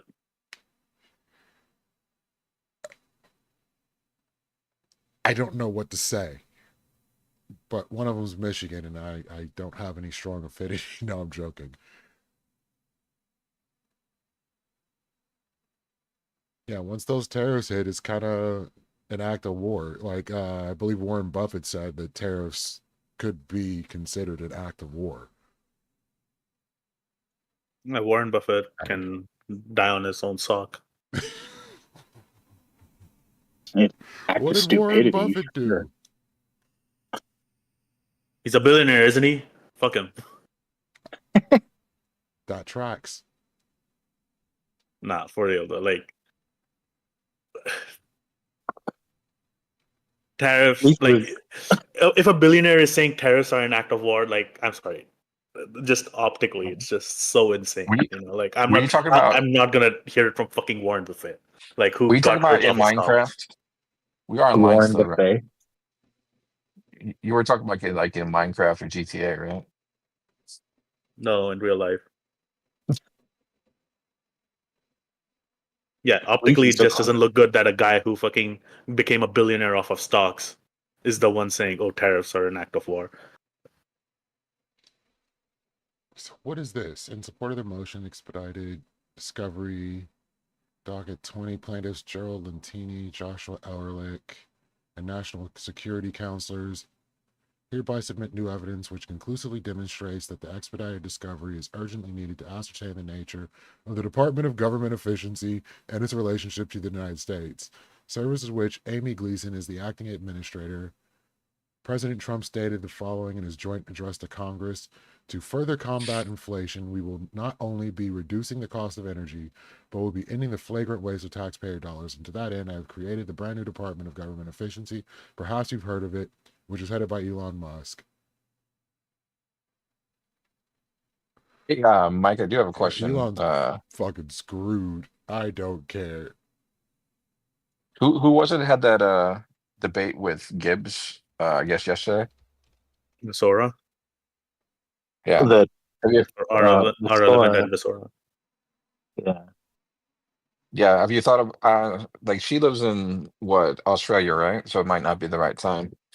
But I was, thinking that might be a quality person to interview on here. was streaming just like 10 minutes ago or something. Who was that again? See, Oh yeah, Vasora. You should watch Wick's panel from yesterday. It was Gibbs, Grid, Vasora. Who was the fourth person? I can't remember. Grid 1 Grid one. are relevant. Oh yeah, that's right. Irrelevant. But Vasora was just fucking them up in arguments, and then I think she just And then she finally got crashed out. touched with Gibbs and She said, actually "Okay, crashed I'm out yesterday, by the way. Actually crashed out. But I Not had talked Kyle's to fucking pussy crashed out. No, she actually crashed. but I had talked to Wick, and he said like that she was kind of honest with him up front that she really doesn't do like debate panels a lot because they kind of turn into like the shit show that it became. So it kind of tracks that she left at the point that it became that. But like when it was more structured and they were all getting their points out, I thought she was just manhandling them. so, but it'd be perfect, I think, uh, just to have a topic with her sometime in the future. She was, Oh, yeah. I'll see what I can do. Wouldn't know what it would be, but I wouldn't mind working that out. So, is there? Do you guys know about this video where Trump is talking and on screen there's a stock ticker showing like the little stock market going to shit as he's talking? Oh yeah. Yeah, and they put the Curb Your Enthusiasm music in. Or at least the one I saw did. It Yeah. doesn't matter. These retards think he's literally the second coming of Jesus. Stock market is not changing their opinion. The people who are making the memes are already convinced. The people who are laughing at Trump are already anti-Trump. And yet he's still the president. He won by the fucking popular vote. Yeah, the mandate's real. He was before State of the Union. He was somehow still at plus 0.1%. Where are you seeing this video with the Trump thing or whatever? I just The keep hearing spot. about it. Oh, okay. I haven't seen it myself. Like I've seen thumbnails of it, but I haven't had time to watch the video. I had to Destiny's do some thumbnail. stuff. I saw Destiny's thumbnail where the ticker was circled, and the title was that the same thing that you said, like stock market crashes as Trump is giving a speech about the economy. But I didn't actually watch it. I mean, at the end of the day, rich people still stand to win if the stock market tanks because they're going to buy the dip and then just wait it out because they're financially secure enough that even if Trump fucks the entire economy, they'll still come out better off at the end. So I would think if anybody has reason for alarm, it would be the poor people. Tell Zephyr, it don't matter if you win by an inch or by a mile, all that matters is a W, because almost only counts in horseshoes and hand grenades. No, I know it doesn't. That's literally my point. It doesn't matter if he wins by an inch or by a mile. The fact that he's won is insane enough. That's the whole fucking point. By the dip Who was that? dorks. Thank you. Who the That fuck was that who Alex. said it? I It need was to log in. Alex. It was Alex. Alex, Don't crash yeah. out.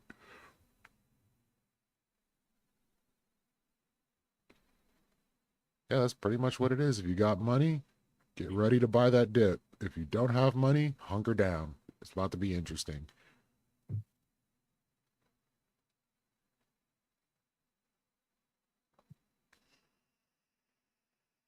I'm so thankful. My mom said, "Don't put money in the stock market." I had like 10K. I invested like 10K last year. I was gonna do 25. She said, "No, only do 10."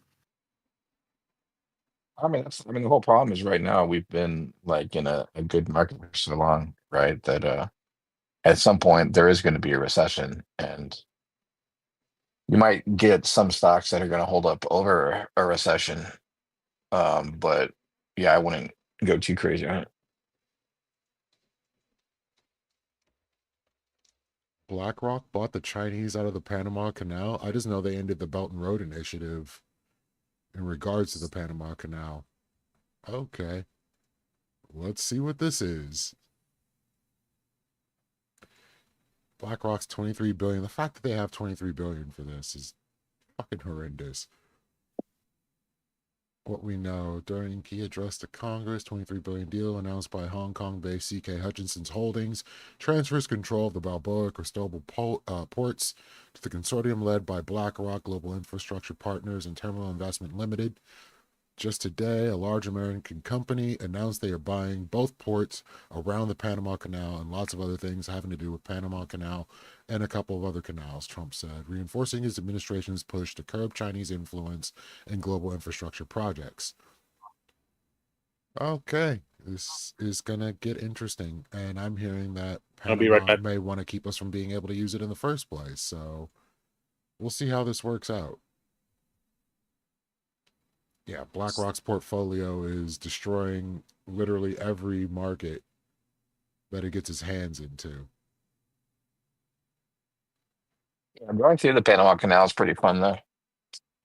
I'm not going to Though I argue. kind of wish I went. I kind of went. I wish I went through the old locks. But yeah, the new ones are pretty cool. I mean, my answer at the start before all this even happened is like, hey, we need to start enforcing monopoly controls and break up any monopolies in existence. That's the only way to protect capitalism in its true state and keep it from coming to the point of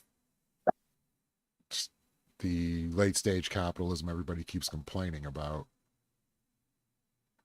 Don't you think there's like an irony in like the shit Gibbs says though, like about, oh, well, we have the greatest military, we should just go take this and take that. And I'm like, do you guys realize like the isolationism you're hoping for means that is exactly what we're gonna have to do? Gibbs Because isn't if you isolationist. get Technically, you Gibbs is not an isolationist. Wait He a says minute. well, Wait a minute. What he's happens when on, countries he's start only doing this? isolationist. He's only isolationist when it comes to vaccines, when it comes to aid, when it comes to um, like pretty much everything else except when it comes to war.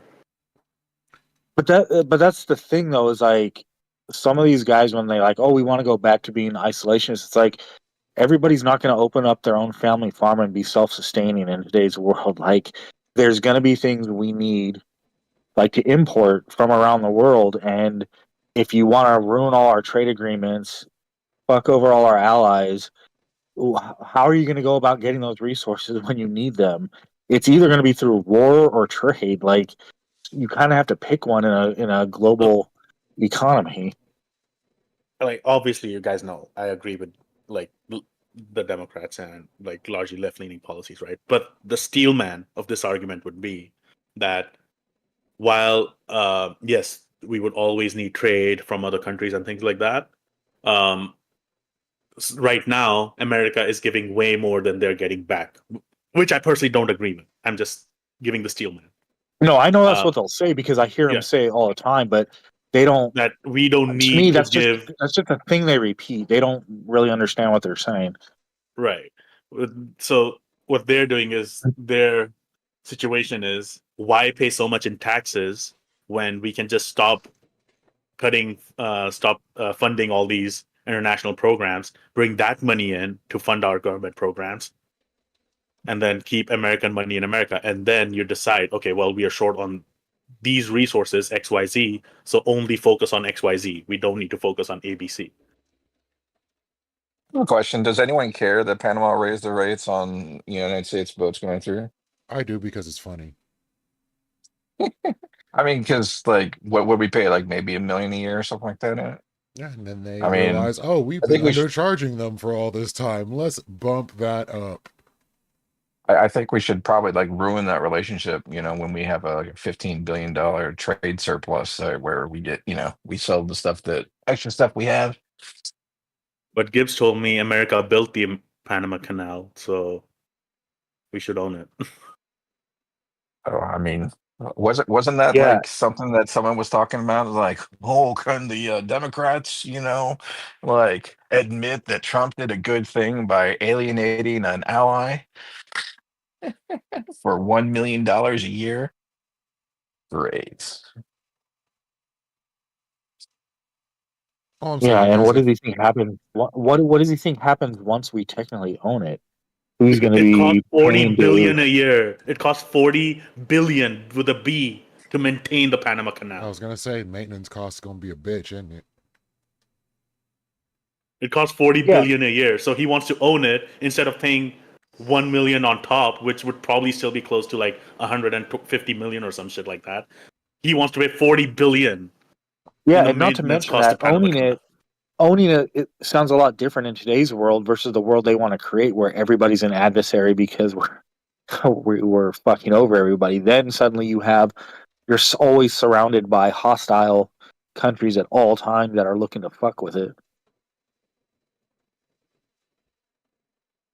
So apparently, like the Panama Canal makes like 3.5 to 5 billion or something like that in revenue.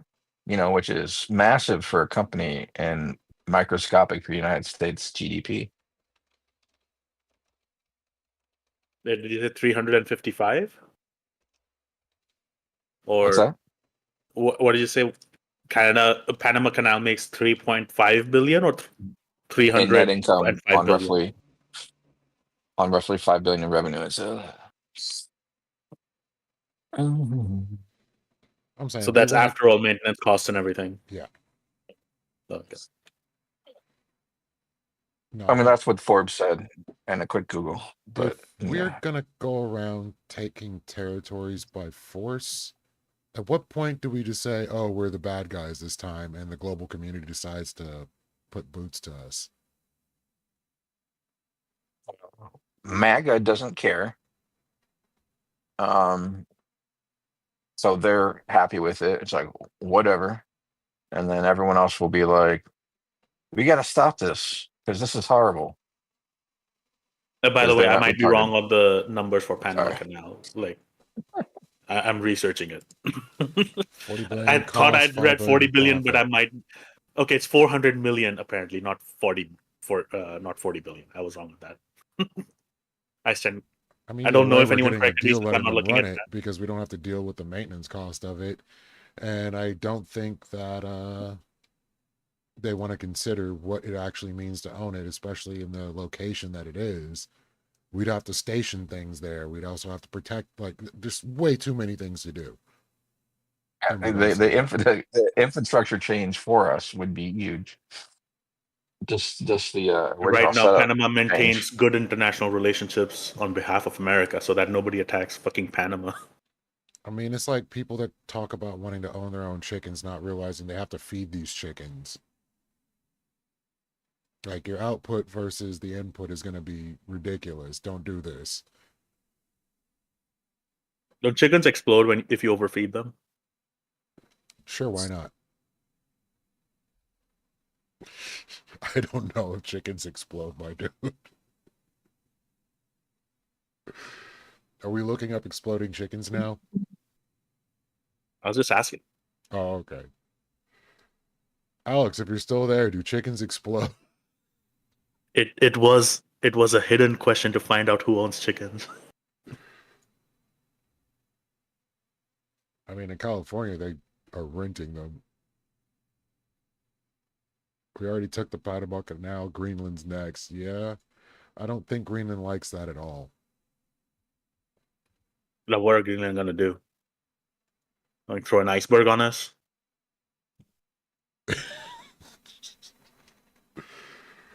Oh, I didn't think it was going to be this remedial. I thought last time was bad. This time it's just full force, not even hitting the brakes, straight into the wall. Almost like they had a plan set up that you could read and see what he was going to do ahead of time. Except I heard that wasn't his plan. Trump backed off taking Greenland by force during State of the Union. Neat. Yeah, it's literally all gas. Couldn't have put it better myself. All gas, zero brakes. What are brakes? Yeah, but and then of course his supporter will turn around and be like, "Well, who cares what he says? It's what we actually do." Yeah, so as long as he's talked out of the crazy, stupid shit he's trying to do, it's okay. I mean, that's kind of how a lot of his supporters feel about it. Because they're the dumbest of the dumb every time. Project Theseus Literally 2025. NPCs. Yes, exactly. It is the ship of Theseus.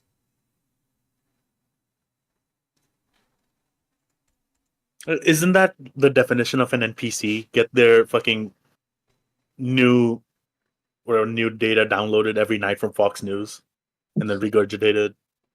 I mean, how else are you But supposed that's to know what how they to feel are. about things? That's literally what they are. They're programmed. Or what? The That's other what thing I I was call thinking about, programmed. the other thing I was like thinking about with US aid is like they bring up. I know there was like that one meme about like condoms to Afghanistan or whatever, but like putting that aside, if we're just talking about like uh providing aid to combat like the spreading of STDs or viruses or whatever around the world, if like you actually stop to think about it instead of like just saying shit, it's like okay, infectious disease and viruses don't stop at anyone's border. So to me, because there's so much travel in countries back and forth for business, tourism, vacation, all that shit, if you're the most powerful country and you start seeing like little hotspots around the world where like infection rates are going up, to me it's a benefit to you to say we're going to send some aid over there to get this shit handled because I mean if this shit gets out of hand, someone's going to get on a plane eventually and hit our country. Here's the solution. Stop sleeping with Muslims. They'll kill themselves by spreading super AIDS, and the Christians will. And we got the Did you get? turbo Did you get? AIDS, people. Zep, did you pull that off of Doge's own page? I don't know what Doge is. I'm not in charge of Doge. What do you mean? Nobody said you were. This sounds like an admission. Nah, I'm Zephyr. ZEPHELO. Sorry, PYHYR. Sus. Yep, health is a global issue now. Yeah, that's pretty much what we were talking about today. Yeah, Like the fact that we keep it's fucking not. It's around not and about me finding being out. It's not about me being an expert on infectious diseases. Obviously, I'm not. But it just makes sense that diseases or viruses that can spread between people. I mean, how many flights are coming in and out of America internationally every day? So it just like imagine if COVID would have hit and we could have prevented it from coming to the U.S. somehow. Like I know it's not likely, but like if we could have mitigated, I mean, we're talking a whole different like 2025 probably. Hitting the Hindu Kush a little hard, Supper. Oh, it's good. The Hindu Kush.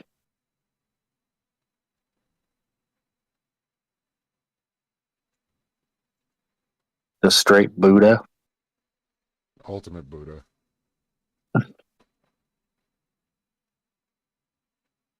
So send more people. Are you serious, Blizzard?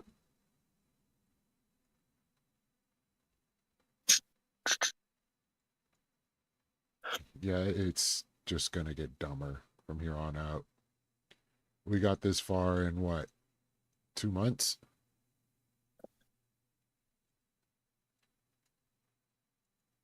I didn't expect it to go this fast. Well, I mean, if you think about it, we're not even where, or we're not even in a spot where the policies have truly like taken effect yet. Like we're seeing like the actual orders being signed, but the downstream effect it'll take a little time for even it to start trickling. I mean, you'll Okay. see By like the some time it immediate trickles, price jumps, but like it'll compound over time. there'll be a Democratic president in charge again. And they can just blame it on them. Good call. Maybe. I mean, that's going to be the ultimate goal anyway. In the short term, blame it on Elon and get him the hell out of there.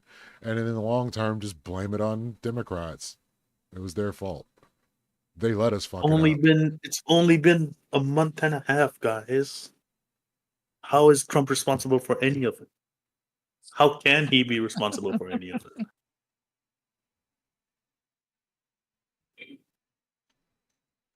Man. I don't know. That's impossible to find out.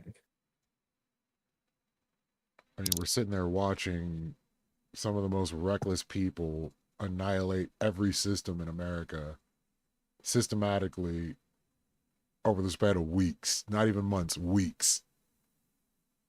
23 months and kind of stop it right now.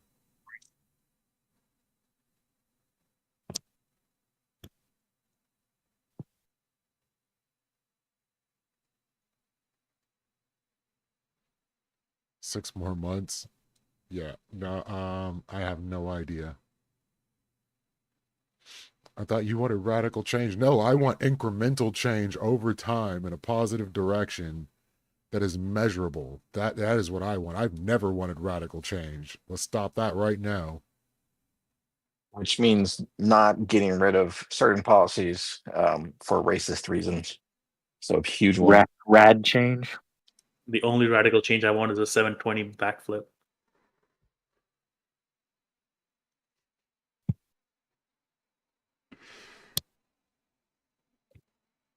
Yeah, this is more than I expected, to say the least. So, what disease do you think is going to pop up next? You think it's going to be Black Plague? Smallpox. Turbo AIDS. Oh yeah, Turbo AIDS is already on the docket. That's not even a question.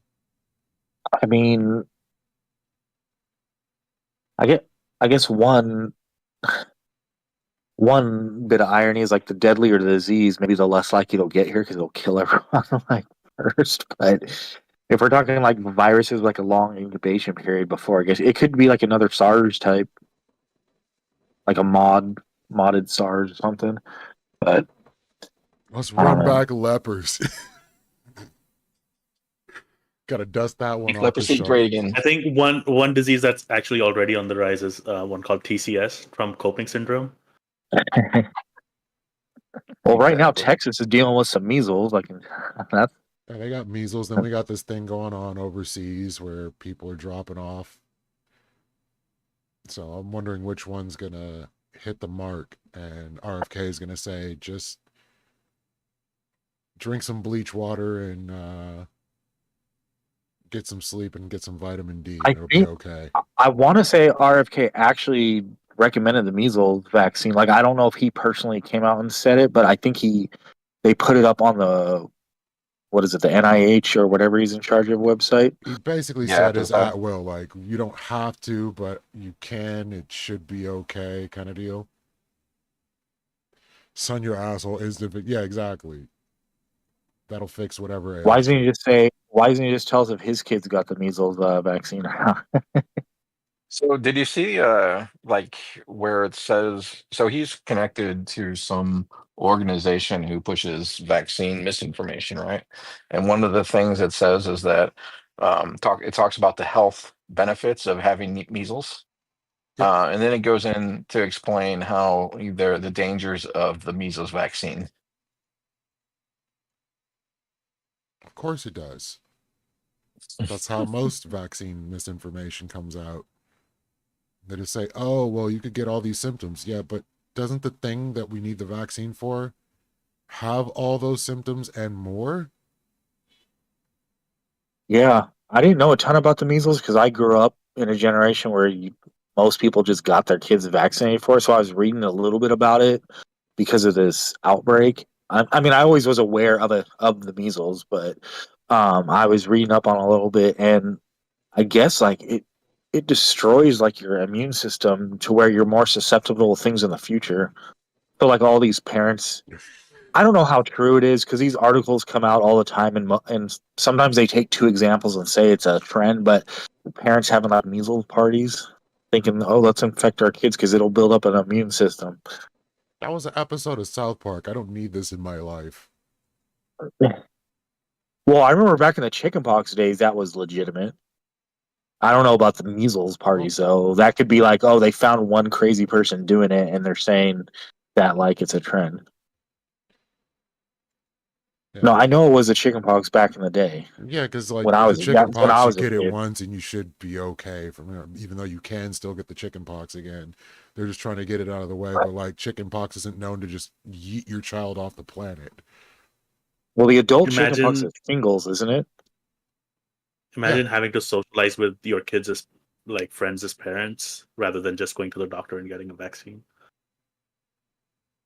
No, I don't want to. You- You'd rather socialize with your kids as friends as parents? Not if I don't have Well, to. I hate that shit. Yeah, That's the most exactly. Get the awkward. vaccine, right? That's the most awkward part about taking my kids to birthday parties is like having to like force yourself to socialize with other kids' parents. I mean, depends on if they're Trump supporters. If Trump supporters, hell no. I mean, ain't even. dumbest I will not. people on the I will planet. not broach that topic. Not even because anyone's a Trump supporter. I don't care about that. I just don't want to talk politics at a kid's birthday party. I'll fucking walk away. Like I'm like, we're not doing this. Isn't there? What if I the can't think of a clown shows better up dressed up place. as Trump? Then I don't think we'd be having a problem talking politics if your clown looks like Trump. I'd just be We'd like, Mr. on a- President. Mr. President, I'm so glad he showed up. Did you see? Hold on. Let me. This is a permanent debuff. No, when you mentioned that thing where black immune systems are just stronger, I was dead. Straight up DEI immune system. I tap.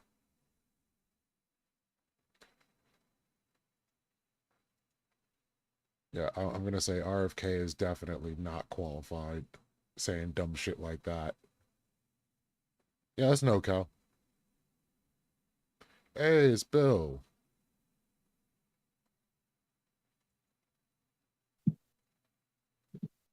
Is it the Bill? It is the Bill. Oh my god. I have to look this up now. What? Black immune systems. Yeah.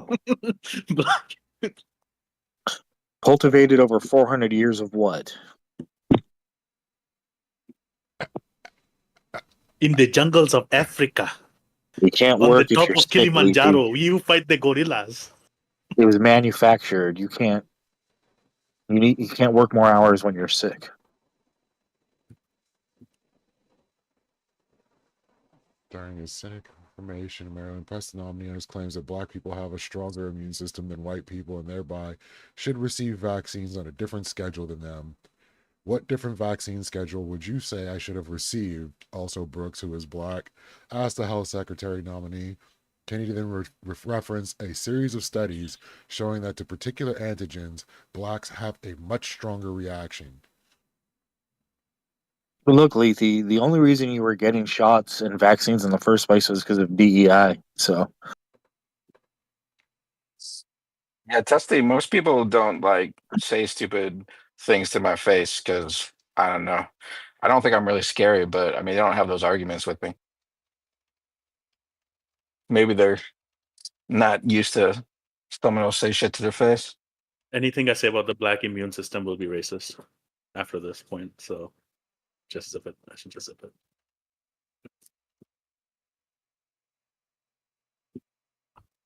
Mm. why don't you test that theory out, Zephyr? Mm-hmm. In the jungles of Africa, where you fight the gorillas and the chimpanzee in the bats. That was it. That was the. That wasn't too bad. Okay. No, it'll work. That works. That works. That's racist enough. It was just the right amount. So how does everybody like? I think I pissed off Wick a little bit when I was like smoking that Hassan pack. He's like, we don't celebrate bands. I'm like, he's calling for the death of people while looking them up. He's setting up a Luigi situation. Not that I'm a fan of Rick Scott or anything like that, but all the same, that's just not something you should be doing. Yeah, he could have just said, vote him out. Like, perfectly valid. Yeah, Hassan catching a 24-hour ban is not something I'm going to boo-hoo over. Yeah, it was justified. I mean, I don't. What was Wick's problem with it? He thought, He just said he doesn't I mean, celebrate people's bans, and I'm just like, if you say dumb shit, there should be some repercussion, in my opinion. it was a clear TOS violation, right? I'm not overly familiar with all the rules, but it Did he seemed get pretty. banned for something similar, like posting a picture of a gun when was it Japanese prime minister? Yep, I think it was. I think this one was his 5th ban. So, and like Rob Noor caught a 25 for getting called the F slur 120 times in his own stream. Oh, I Nations remember is that. like I was watching that live, and I was like, wait a minute, I don't think they're allowed to say that. Like, for a while, it kept going, and then eventually it got nuked. Rob got hoed. Yes, he absolutely got hoed. Oh, dude, I was dying. I'm just sitting there counting. I'm like, shit, 20, 30?